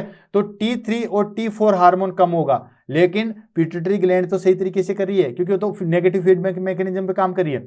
T3 और T4 हमारे पास में ब्लड में कम है, तो ब्रेन के पास इंफॉर्मेशन जा रही है, तो ब्रेन क्या करेगा, हमारे पास में पिट्यूटरी ग्लैंड को भेजेगा कि यार आप हार्मोन रिलीज करो, तो TSH तो इंक्रीज होगा, ठीक है, TSH इंक्रीज होगा और T3 और T4 जो है आपको डिक्रीज मिलेगा। बहुत सारे बच्चे यहीं कंफ्यूज होते हैं, अगर आपको हाइपोथायराइडिज्म है और एक्चुअल दे दिया कि थायराइड ग्लैंड की ही प्रॉब्लम है, तो T3 T4 हार्मोन जो है वो कम मिलेंगे, TSH ज्यादा मिलेगा। अगर मान के चलिए, ठीक है, TSH डिक्रीज है, यहां समझो, ठीक है, TSH जो है वो डिक्रीज है, ठीक है, और T3 और T4 हार्मोन जो है वो नॉर्मल मान लो, एक तरीके से दोनों कंडीशन लेते हैं, नॉर्मल है, इसका मतलब थायराइड ग्लैंड अपने हिसाब से सही काम कर रही है। लेकिन अगर TSH भी डिक्रीज है और T4 T3 भी डिक्रीज है, तो TSH डिक्रीज है, ये सीधा इंडिकेशन देगा पिट्यूटरी ग्लैंड में प्रॉब्लम है, वो फिर थायराइड ग्लैंड में प्रॉब्लम नहीं है। T3 TSH कम है तो इसको स्टिमुलेट करने वाला कोई नहीं है, तो T3 T4 कम मिलेंगे, मतलब थायराइड ग्लैंड में प्रॉब्लम नहीं है, प्रॉब्लम किसमें, पिट्यूटरी ग्लैंड में। तो इस तरीके से कंसेप्ट क्लियर करके जो है वो पढ़ो। नेक्स्ट डायग्नोसिस क्या हो सकता है, थायराइड अल्ट्रासाउंड करवाते हैं। थायराइड अल्ट्रासाउंड करवाएंगे तो उसमें स्ट्रक्चरल इश्यू देखेंगे कि थायराइड निकाली हुई तो नहीं है, या कंजेनाइटल एबनॉर्मलिटी तो नहीं है, या हाशिमोटो डिजीज तो नहीं है, या आयोडीन डेफिशिएंसी की वजह से थायराइड बढ़ा हुआ तो नहीं है। तो ये सारी चीजें जो हम देखेंगे, क्लियर, स्ट्रक्चर देखेंगे तभी तो पता चलेगा। ब्लड इन्वेस्टिगेशन और स्ट्रक्चर, ये दो चीजें जो है वो देखेंगे। ट्रीटमेंट की बात करें तो क्या ट्रीटमेंट हो सकता है, भाई कोई भी ग्लैंड जो है वो हार्मोन रिलीज सही तरीके से नहीं कर पा रही है, तो क्या ट्रीटमेंट है, भाई बाहर से हार्मोन दे दो, यही तो दोगे। तो लिवोथायरोक्सिन छोटी छोटी टैबलेट्स आती है, ठीक है, माइक्रोग्राम में दी जाती है, ठीक है ना, 25 माइक्रोग्राम 50 माइक्रोग्राम के अंदर जो है वो दी जाती है लिवोथायरोक्सिन, ठीक है। थायराइड वाले किसी पेशेंट को आपने देखा होगा थायराइड के लिए जो है वो मेडिसिन लेते हैं, और ये क्या होता है, बेसिकली T4 हार्मोन का रिप्लेसमेंट करते हैं, यानी कि T4 हार्मोन जो है वो उसका रिप्लेसमेंट करेंगे। T4 हार्मोन जैसे टिश्यू में जाएगा ट्राइआयोडोथायरोक्सिन बदल जाएगा, एक्टिव फॉर्म में वो मेटाबॉलिज्म करवा देगा, ठीक है। तो लिवोथायरोक्सिन की जो है वो टेबलेट देंगे, बाकी इसमें कुछ भी नहीं करेंगे, क्लियर। नेक्स्ट आ जाता है हमारे पास में हाइपोथायराइडिज्म, ठीक है, सॉरी हाइपरथायराइडिज्म। अभी देखा था हमने हाइपोथायराइडिज्म, अब देखेंगे हम हाइपरथायराइडिज्म। ये फंक्शनल पढ़ रहे हैं, आगे स्ट्रक्चरल आएंगे हमारे पास में, ठीक है। अब देखो हाइपरथायराइडिज्म का मतलब होगा ओवर एक्टिव थायराइड, थायराइड जो है बहुत ज्यादा काम कर रही है, या T3 T4 हार्मोन जो है वो बहुत ज्यादा बढ़ रहे हैं, इसको हम बोलेंगे हाइपरथायराइडिज्म, यानी कि T3 और T4 हार्मोन जो है वो इंक्रीज है, ठीक है। अब देखो इंक्रीज होने की वजह से क्या हो सकता है, इसके अंदर क्या होगा कि हमारी ग्लैंड जो है बहुत ज्यादा काम कर रही है, बहुत ज्यादा काम करी तो उससे जस्ट अपोजिट काम हो जाएगा। क्या क्या हो जाएगा, वेट गेन होगा या लॉस होगा, वेट लॉस होगा, ठीक है। लेकिन उसकी वजह से जो है वो नोड बन जाएंगे, गोइटर बन जाएगा, ये सारी चीजें हो जाएगी। देखो क्या क्या हो सकता है, तो a condition where thyroid gland produce excessive hormone, thyroid gland जो है वो एक्सेसिव हार्मोन जो है वो प्रोड्यूस करेंगे। कोजेज की बात करें तो कोजेज क्या हो सकता है दोस्तों, पहली चीज आ गई ग्रेव डिजीज, ठीक है, याद रखना हाइपरथायराइडिज्म के अंदर जो है वो ग्रेव डिजीज आती है, इसको हम ऑटो इम्यून हाइपरथायराइडिज्म के नाम से भी जानते हैं, यानी कि ऑटोमेटिकली जो है बिना किसी कारणवश जो है हमारे पास में थायराइड ग्लैंड एक्टिव हो जाती है और वो ज्यादा काम करने लग जाती है, वो ज्यादा T3 T4 हार्मोन का जो है वो प्रोडक्शन कर देती है, इसलिए इसको ऑटो इम्यून कहा जाता है। ग्रेव डिजीज इसका एक एग्जाम्पल है, हाइपरथायराइडिज्म जो है वो ग्रेव डिजीज हो जाएगी। इसमें क्या होता है, टॉक्सिक मल्टी नोडुलर गोइडुलर होता है, यानी कि एक्सेस हार्मोन हो जाएगा तो छोटे छोटे जो है वो नोड बन जाएंगे, या फिर जो है हमारे पास में थायराइडाइटिस यानी कि inflammation, temporary hyperthyroidism due to inflammation. अगर थायराइड ग्लैंड में जो है वो इन्फ्लामेशन हो गया तो कुछ समय के लिए जो है वो T3 T4 ज्यादा हो जाएंगे। इन्फ्लामेशन हो जाएगा तो कोई भी चीज बताया आपको, इन्फ्लामेशन होने से सेल्स जो है वो एक्टिव हो जाती है, तो उसको हम बोल देंगे थायराइडाइटिस, यानी कि कुछ समय के लिए जो है वो इंक्रीज हो जाएगी। अब ये देखो हमारे पास में ग्रेव डिजीज के कुछ सिम्टम्स हैं, लेकिन इसका जो मेन सिम्टम्स आता है वो आता है दोस्तों एक्जोप्थैलेमस। याद रखना, एग्जाम में बहुत बार पूछा गया, ऐसे आंखें, ठीक है, मैं दिखा देता हूं, एक्जोप्थैलेमस ये लो, दिख रही है, ठीक है, ये हो गया हमारे पास में एक्जोप्थैलेमस, यानी कि बिल्कुल आंखें जैसे, ये जो आई बॉल है वो बाहर आ जाएगा, और ये मेन साइन सिम्टम्स है, और ये एग्जाम में काफी बार पूछा गया। मैंने आपको अलग से इमेज इसलिए बताई गई है क्योंकि कम से कम भी जो है वो 2-3 बार तो जो ये इमेज देके क्वेश्चन पूछा गया है कि ऐसी डिजीज या ये डिजीज जो है वो कौन सी होती है, तो इसको बोलते हैं एक्जोप्थैलेमस, ठीक है। तो ये काफी बार एग्जाम में पूछा गया है। बाकी गोइटर हो सकता है, एरिथमिया, टेकिकार्डिया होगा, क्योंकि ऑफकोर्स जस्ट अपोजिट वाले काम होंगे हाइपर से। हाइपो में तो क्या था, हार्ट रेट, ये सारी चीज डिक्रीज थी। यहाँ पे टेकिकार्डिया होगा, अरेदमिया होगा, ठीक है। और देखो नोजिया एंड डायरिया होगा, वहां पे कॉन्स्टिपेशन था। क्यों? क्योंकि जो मेटाबॉलिज्म नहीं हो रहा तो निकालेगा क्या, यहाँ ज्यादा मेटाबॉलिज्म है, खाया तुरंत पचाया तुरंत निकाला, ठीक है, इसलिए ये होगा।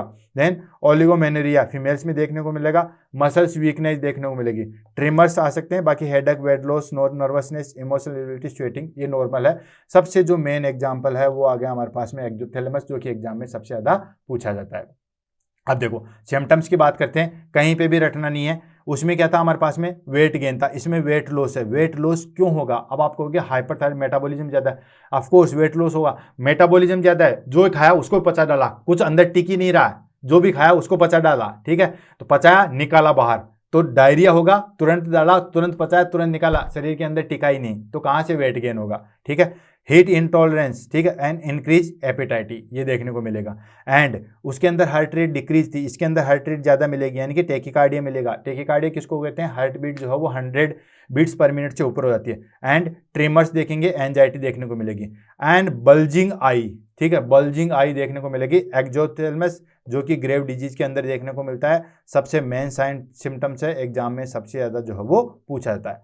कॉम्प्लिकेशंस क्या क्या हो सकती है? कॉम्प्लिकेशन हो सकती है कि अगर कंटिन्यूसली जो है वो हार्मोन ज्यादा हो जाएगा तो थायराइड स्ट्रोम हो सकता है, जिसको हम बोलते हैं थायरोटॉक्सिक क्राइसिस। ये लाइफ थ्रेटनिंग कंडीशन होती है जिसमें फीवर, एक्सट्रीम टेकिकार्डिया होगा और फिर डिलेरियम हो जाएगा, यानी कि मेमोरी जो है वो लॉस हो जाएगी। हद से ज्यादा जो है वो टेकिकार्डिया हो जाएगा, हद से ज्यादा टेकिकार्डिया हो जाएगा तो आपको पता ही है कि डेथ की संभावना बढ़ जाती है। डायग्नोसिस की वही बात करें, उसके अंदर हाइपो के अंदर क्या था हमारे पास में, टीएसएच लेवल इंक्रीज था, यहाँ पे टीएसएच लेवल जो है वो डिक्रीज मिलेगा। एंड T3 T4 हार्मोन जो है वो इंक्रीज मिलेंगे। क्यों? क्योंकि थायराइड ग्लैंड में प्रोडक्शन ज्यादा हो रहा है, T3 T4 हार्मोन का जो है वो प्रोडक्शन ज्यादा हो रहा है, तो ये प्रोडक्शन ज्यादा हो रहा है तो ब्रेन के अंदर जो है वो इंफॉर्मेशन जा रही है, इसलिए पिट्यूटरी ग्लैंड तो कोशिश कर रही है कि टीएसएच को कम करें, तो वहां तो टीएसएच आपको कम मिलेगा, लेकिन ये खुद ही ग्लैंड ज्यादा सीक्रेट करे, तो अगर आप इन्वेस्टिगेशन कराओगे तो लो टीएसएच मिलेगा and high T3 T4 level जो है वो इंक्रीज मिलेगा। और डायग्नोसिस कैसे देख सकते हैं, radio active iodine uptake scan दे सकते हैं डिफरेंट केसेस में। इसके अंदर क्या करते हैं, हम आयोडीन वाला जो है वो डालते हैं, ठीक है, और स्कैन करके देखते हैं, और वो आयोडीन जो है थायराइड में आके जो है वो इकट्ठी हो जाती है, तो हमें पता चलता है कि कहाँ से जो है वो इसका प्रोडक्शन हो रहा है, कैसे प्रोडक्शन हो रहा है। क्लियर? देन उसके बाद आता है ट्रीटमेंट। क्या ट्रीटमेंट हो सकता है? तो पहली तो आती है एंटी थायराइड ड्रग्स, यानी कि वो ड्रग्स दी जाती है जो कि एन के एन प्रकार हमारे पास में थायराइड ग्लैंड या थायरोक्सिन हार्मोन को जो है वो कम करें। जैसे वहां पे कम थी तो लियोथायरेक्सिन दे रहे थे, यहाँ पे ज्यादा है इसलिए मिटामेट्रिजोलम या हम कहते हैं प्रोपाथायोयूरेसिल, ठीक है, प्रोपाइल थायोयूरेसिल देते हैं। ये क्या करते हैं, थायरोक्सिन हार्मोन को जो है वो डिक्रीज करते हैं, ठीक है। नेक्स्ट बीटा ब्लोकर्स देते हैं। बीटा ब्लोकर्स क्यों देंगे दोस्तों? बीटा ब्लोकर्स देंगे हार्ट रेट को कंट्रोल करने के लिए, ठीक है, जैसे प्रोपेनोलोल देते हैं टू कंट्रोल सिम्टम्स, और रेडियो एक्टिव आयोडीन थेरेपी देते हैं जिसको हम ट्राई आयोडो करेंगे, ठीक है, ट्राई आयोडोटोमी करते हैं if severe. Radio active iodine therapy देते हैं, इसमें हम क्या करते हैं, वो रेडियो एक्टिव सीधी जो है वो कहाँ जाती है, यहाँ पे जाके अटैक करेगी, और जो एक्सेसिव सीक्रेशंस करी थी उनको मार देगी, ये रेडियो एक्टिव होती है, ठीक है। तो जैसे लेजर गाइडेड मिसाइल होती है वैसे ही जो है वो थायरेक्टोमी कर देते हैं, या उससे रेडियो एक्टिव थेरेपी करके थायरेक्टोमी कर देंगे, यानी कि कुछ जो है वो सेल्स को हटा देते हैं, ताकि मान के चलिए इतनी बड़ी सेल्स जो है वो इतना प्रोडक्शन कर रही है हार्मोन का, हार्मोन में बता रहा हूँ वैसे तो मिलीग्राम में होता है, तो अगर उसको कुछ पार्ट को हटा दे तो उसको हम बोलते हैं थायरेक्टोमी। ये करते हैं ट्रीटमेंट में। क्लियर? ये थे हमारे पास में फंक्शनल डिसऑर्डर। अब आ जाता है हमारे पास में स्ट्रक्चरल डिसऑर्डर, ठीक है, कि स्ट्रक्चर में किस तरीके से डिसऑर्डर हो सकते हैं। आपको लगेगा कि सर बहुत लंबी क्लास होगी, कोई बात नहीं, इंटरेस्ट आ रहा है, थोड़ी देर में जो हो फिनिश हो जाएगी। ये तो था फंक्शनल। फंक्शनल में क्या थे, हाइपर और हाइपो, दो कंडीशन हो सकती है। अब आगे स्ट्रक्चर, कि थायराइड ग्लैंड की स्ट्रक्चर में चेंजेस हो जाए तो क्या क्या हो सकता है। तो सबसे पहले हम ले लेते हैं दोस्तों गोइटर, जिसको हम इनलार्ज थायराइड के नाम से भी जो है वो जाना जाता है। काफी बार पूछा गया इनलार्ज थायराइड या गोइटर जो है वो किस नाम से जाना जाता है, उसको हम बोलते हैं इनलार्ज थायराइड ग्लैंड। ये क्या होता है दोस्तों, इसके बेसिकली कॉजेज होता है आयोडीन डेफिशिएंसी। अब देखो इसको समझो, आयोडीन डेफिशिएंसी से गोइटर क्यों हो जाता है। देखो हमारे पास में जो है वो थायरोक्सिन है, ठीक है, थायरोक्सिन इनएक्टिव फॉर्म है, तो थायरोक्सिन को कन्वर्ट होने के लिए ट्राई आयोडोथायरोक्सिन में जाएगा, तो उसके लिए आयोडीन चाहिए होता है। अब आयोडीन नहीं मिलेगा ठीक है, आयोडीन की डेफिशिएंसी होगी, तो उसके बाद हमारे पास में क्या करेगी कि वो सेल्स और ज्यादा जो है वो एक्टिव हो जाएगी, और ज्यादा प्रोडक्शन करेगी।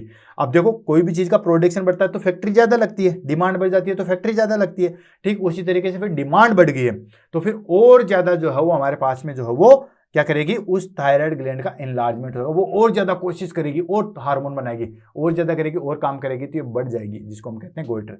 तो आयोडीन डेफिशिएंसी की वजह से क्या होता है, हाइपरप्लेजिया होता है थायराइड ग्लैंड का। क्लियर। एंड ग्रेव डिजीज के अंदर आपको पता ही है, क्योंकि वहां पे सिक्रेशन ज्यादा हो रहा था, ठीक है, या हाशिमोटो थायराइडाइटिस यानी कि हाइपरथायराइडिज्म वाले थे। एंड थायराइड नोड्यूल्स अगर हो जाएंगे तो ये सारी चीजें जो है वो हो जाएगी। ये स्ट्रक्चर देख रहे हो, आपको बाहर से ही कोई इन्वेस्टिगेशन, कोई जो है वो एक्सरे सीटी स्कैन करवाने की जरूरत नहीं है। जैसे थायराइड ग्लैंड का एनलार्जमेंट हो जाएगा बाहर दिख जाएगा, कई कईयों की तो इतनी बड़ी बड़ी हो जाती है, ठीक है, जिसको हम क्या कहते हैं दोस्तों, गोइटर कहते हैं। देखने से ही जो है वो पता चल जाएगा। सिम्टम्स की बात करें तो सिम्टम्स आ जाते हैं visible swelling in the neck, यानी कि नेक के अंदर जो है हमें स्वेलिंग देखने को मिलेगी, ऐसे ही पता चल जाता है कि हाँ इसको जो है वो गोइटर है।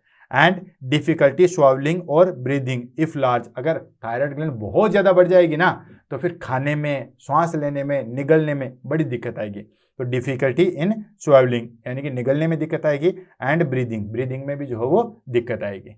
ट्रीटमेंट की बात करें तो ट्रीटमेंट में हम क्या देंगे, देखो आयोडीन डेफिशिएंसी से गोइटर हो रहा है तो हम क्या देंगे, आयोडीन सप्लीमेंट देंगे, सीधी सी बात है, इसमें तो कुछ समझना ही नहीं है। इफ डेफिशिएंट, अगर आयोडीन नहीं है तो आयोडीन सप्लीमेंट देंगे। अगर गोइटर बहुत ज़्यादा बढ़ गया और हमारे पास में एयरवे कोई ब्लो कर दिया तो फिर हम सर्जरी करते हैं। वैसे गोइटर की गाँव में तो आज तक देखा जाता है तो सर्जरी करवाते ही नहीं है, लेकिन सपोज करो अगर वो गोइटर इतना बढ़ गया और हमारे पास में ट्रेकिया उसको ब्लो कर दिया और श्वास लेने में दिक्कत आ गई तो फिर तो सर्जरी करनी जो है वो जरूरी है। Surgery if large and compressing airway, अगर बहुत ज़्यादा सर्जरी होती है और कंप्रेस हो जाता है एयरवे तो ट्रीटमेंट जो है हम सर्जरी करते हैं। नेक्स्ट स्ट्रक्चर में आता है थायराइड नोड्यूल्स, थायराइड के अंदर जो है वो छोटे छोटे नोड बन जाएंगे, नोड्यूल्स बन जाएंगे। ये देखो ये हमारे पास में नॉर्मल थायराइड है, यहाँ पे छोटे छोटे जो है वो आपको नोड दिखाई दे रहे होंगे, ठीक है, तो थायराइड नोड बन जाएंगे। क्या क्या कोजेज हो सकते हैं, बिनाइन एडिनोमाज क्या हो गया, यानी कि बिनाइन ट्यूमर, ठीक है, एक तो होता है ट्यूमर जिसको हम कैंसर कहते हैं, और एक होता है बिनाइन वाला जो कि नॉन मैलिग्नेंट होता है। बिनाइन और मैलिग्नेंट पे भी मैंने टीएनएम स्ट्रक्चर में बहुत अच्छे तरीके से इसी बुलेट सीरीज के अंदर जो है वो पढ़ा रखा है, वहां पे आप देख सकते हो। यानी कि बिना फैलने वाला कैंसर या छोटी सी गांठ जो बन जाती है उसको बोलते हैं बिनाइन, ठीक है। एंड सिस्टिक डिजनरेशन हो जाता है, या फिर मैलिग्नेंट ट्यूमर हो सकता है, ठीक है। तो ये थायराइड नोड्यूल्स आ गए। क्या क्या सिम्टम्स हो सकते हैं, ऑफ कोर्स आपको बताइए बहुत सारे नोड्यूल्स तो जो है वो एसिम्टोमेटिक होते हैं, ठीक है, लेकिन अगर वो बहुत ज़्यादा इंक्रीज हो जाएंगे तो लार्ज नोड्यूल्स हो जाएगा, जिसकी वजह से हॉर्सनेसनेस एंड डिफिकल्टी स्वेलिंग जो है वो देखने को मिलेगी। डायग्नोसिस की बात करें तो ऑफकोर्स डायग्नोसिस क्या करेंगे, अल्ट्रासाउंड करेंगे, अल्ट्रासाउंड से देख लेंगे कि थायराइड में कहीं नोड्यूल्स है या नहीं है। कि और सेकंड क्या करेंगे, फाइन नीडल एस्पिरेशन बायोप्सी करवाते हैं, ठीक है। देखो अगर और डिटेल से हम जाएंगे तो बायोप्सी के दो एग्जाम्पल होते हैं, एक FNAC होता है, एक हिस्टोलॉजी टाइप से होता है। तो ये होता है हमारे पास में FNAB, ठीक है, इसको हम FNAC के नाम से भी जानते हैं, ध्यान रखना, FNAC, ठीक है। ये हो गया फाइन नीडल एस्पिरेशन बायोप्सी, ये हो गया फाइन नीडल एस्पिरेशन साइटोलॉजी, दोनों लगभग जो है वो सेम ही है, बायोप्सी बोल दो या साइटोलॉजी बोल दो, ठीक है। तो कंफ्यूज नहीं होना है। इसमें हम क्या करते हैं, छोटी सी एक नीडल लेते हैं, वो नीडल जो है वो यहाँ पे थायराइड ग्लैंड के अंदर जो है पुश करेंगे, फिर उसको बाहर निकाल देते हैं। तो जो भी इसके अंदर या जहाँ जो भी इसके अंदर हमारे पास में टिश्यू आएंगे वहाँ से हम साइटोलॉजी देख सकते हैं कि यहाँ पे नोड्यूल्स है या नहीं है। एंड चेक फॉर मैलिग्नेंसी को भी जो हम चेक कर सकते हैं। क्लियर। ट्रीटमेंट की अगर हम बात करें तो ट्रीटमेंट में क्या करेंगे, पहले तो हम ऑब्जर्वेशन करेंगे, स्टार्टिंग में है तो हम ऑब्जर्वेशन करेंगे कि इस नोड्यूल से जो है वो कितना इफेक्ट हुआ है, और या फिर जो है वो सर्जिकल रिमूव होगा, अगर हमें जरूरत पड़ेगी एयरवे ब्लॉक हो जाएगा तो सर्जिकल रिमूवल करेंगे। नेक्स्ट आ जाता है थायराइड कैंसर, ठीक है, ये भी स्ट्रक्चरल डिसऑर्डर है। थायराइड कैंसर में हम क्या करेंगे दोस्तों, इसमें बेसिकली जो है एक होता है पेपिलरी, एक होता है फॉलिकुलर, एक होता है मॉड्यूलरी, ये तीन टाइप के जो है वो कैंसर होते हैं। पेपिलरी मोस्ट कॉमन होता है एंड स्लो ग्रोविंग होता है, ध्यान रखना, ठीक है, मोस्ट कॉमन होता है। तो ये एग्जाम में काफ़ी बार जो है पूछा गया है कि मोस्ट कॉमन थायराइड कैंसर जो है वो कौन सा होता है, इसमें आ गया हमारे पास में पेपिलरी, ठीक है। तो पेपिलरी जो है मोस्ट कॉमन होता है, लेकिन ये धीरे धीरे जो है वो स्लो ग्रो करवाता है। फॉलिकल जो हो ब्लड के द्वारा फैलता है और बहुत तेज गति से फैलता है। कोई भी चीज़ अगर ब्लड से फैल रही है तो बड़ी तेज गति से फैलेगी। नेक्स्ट आता है मॉड्यूलरी। मॉड्यूलरी जो है वो कहाँ से अराइज होता है? सी सेल से, जो पैराफोलिकल सेल्स थी, ठीक है, जो पैराफोलिकल सेल्स थी वहां से जो है वो हमारे पास में कौन सा होता है? मॉड्यूलरी आता है, ठीक है। एंड उसके बाद associated with MEN two. MEN two क्या होता है दोस्तों? मेन टू आता है हमारे पास में मल्टीपल एंडोक्राइन न्यूरोप्लेजिया, ठीक है। तो इसका ध्यान रखना, MEN मल्टीपल एंडोक्राइन न्यूरोप्लेजिया वहां से जो है वो अराइज होता है। And anaplastic. एनाप्लास्टिक बहुत रेयर होता है, एग्रेसिव होता है एंड पुअर प्रोग्नोसिस होता है। रेयर होता है और पुअर प्रोग्नोसिस होता है। देखो ये हो गया हमारे पास में थायराइड कैंसर। थायराइड कैंसर और नोड्यूल्स में इतना ही डिफरेंस है कि नोड्यूल्स जो वो एक जगह बन के फिक्स रहता है, ठीक है ना, कहीं नहीं होता है। एक तरीके से कहें कि जो बिनाइन ट्यूमर है उसको हम थायराइड नोड्यूल्स बोलेंगे और जो मैलिग्नेंट ट्यूमर है उसको हम थायराइड कैंसर बोलेंगे। क्लियर है? ये ज़्यादा डेंजरस होता है, वो जो है वो कम डेंजरस होता है। सिम्टम्स की अगर हम बात करें तो सिम्टम्स हो गया लंप इन द नेक। नेक के अंदर जो है वो लंप बन जाएंगे, छोटे छोटे जो है वो गांठें बन जाएगी। Hoarseness and difficulty swelling. Hoarseness, voice जो है वो हॉर्सनेस होगी, जैसे घोड़े की तरह आवाज आती है वैसे आ जाएगी। एंड स्वेलिंग में दिक्कत आएगी, निकलने में जो है बड़ी दिक्कत आएगी। एंड स्वेलम लिम्फ नोड, जो लिम्फ नोड है वो स्वेलन हो जाएंगे। ये भी आपको पता ही है कि कैंसर होगा तो लिम्फ नोड जो है वो आपको स्वेल मिलेंगे, क्योंकि ऑलरेडी मैंने जो है वो इस पर क्लास ले ली है। TNM, tumour node and metastasis, तीनों पे जो है वो बुलेट सीरीज की हमने क्लास ले रखी है। अच्छे तरीके से पूरा कैंसर पढ़ा रखा है। तो नोड, ये नोड था क्या हमारे पास में? लिम्फ नोड था, ठीक है। अगर आपने क्लास ली है तो याद आ गया होगा, ये नोड हमारे पास में लिम्फ नोड था। तो ये जो नोड जो है वो स्वेलन हो जाएंगे। नेक्स्ट डायग्नोसिस की बात करें तो डायग्नोसिस में आ गया FNAB। FNAB बोल दो या FNAC बोल दो, फाइन नीडल एस्पिरेशन बायोप्सी या फाइन नीडल एस्पिरेशन साइटोलॉजी करवाएंगे, अल्ट्रासाउंड कराएंगे, CT MRI कराएंगे या थायराइड स्कैन कराएंगे, ठीक है। ये बेसिकली जो है हमारे पास में डायग्नोसिस है। नेक्स्ट आ जाता है हमारे पास में that is called treatment. Treatment में आपको पता ही है, अगर मैलिग्नेंट है तो हम सिर्फ और सिर्फ जो है वो सर्जरी करवाते हैं, जिसको हम क्या बोलेंगे दोस्तों? थायराइडेक्टोमी बोलेंगे। सर्जरी कराएंगे, थायराइड को जो है वो रिमूव करेंगे और जो हार्मोन चाहिए वो हम बाहर से दे देंगे थायरोक्सिन के टाइप में, ठीक है। And radio active iodine therapy देंगे। रेडियो एक्टिव आयोडीन थेरेपी में हम जो है वो असेसमेंट देंगे। कीमोथेरेपी देंगे उसको डिस्ट्रॉय करने के लिए। फॉर एडवांस केसेस, अगर अर्ली स्टेज है तो हम जो है वो कीमोथेरेपी देंगे और फिर उसके बाद रेडियोथेरेपी एडवांस स्टेज है। तो क्लियर है दोस्तों? तो अब आ जाते हैं हम कंक्लूजन पे और इस टॉपिक को जो है वो फिनिश करते हैं। कंक्लूजन की बात करें तो थायराइड ग्लैंड जो है, thyroid gland is the crucial for metabolism. देखो मेन चीज तो इसकी मेटाबॉलिज्म था, जो कि मैं बार बार रिपीट कर रहा हूँ। तो thyroid gland is crucial for metabolism and overall health. Overall health के लिए जो है वो क्रूशियल है। Proper diagnosis and treatment of thyroid disorder are essential for preventing complication. देखो प्रॉपर अगर ट्रीटमेंट लेंगे तो ऑफकोर्स वो हमारे पास में असेंशियल होता है थायराइड कॉम्प्लिकेशन के लिए। Regular thyroid function taste like T3, T4, TSH help in early detection and management. आजकल ये टेस्ट बहुत सारे जो पढ़े लिखे लोग हैं वो करवाते भी है। Thyroid stimulating test TSH and T3 जो है वो रेगुलर चेकअप पे होना चाहिए। क्लियर है दोस्तों? तो दोस्तों आज की क्लास जो है वो यहीं फिनिश होती है। नेक्स्ट क्लास में जो है वो नए डिसऑर्डर के साथ मिलेंगे। नए disorder in the sense next class में हम जो है वो पैराथायराइड ग्लैंड के साथ मिलेंगे। तब तक के लिए दोस्तों all the best, have a nice day. Class कैसे लगी उसके बारे में जो है वो जरूर बताइएगा, क्योंकि आपके कमेंट जो है वो हमें मोटिवेशन देते हैं। आपके कमेंट से पता चलता है कि क्लास जो है वो कितनी इम्प्रूव एंड इफेक्टिव है। तो इसी के साथ आज की इजाज़त लेते हैं। तब तक के लिए all the best, have a Ram Ram सा खम्मा गणी।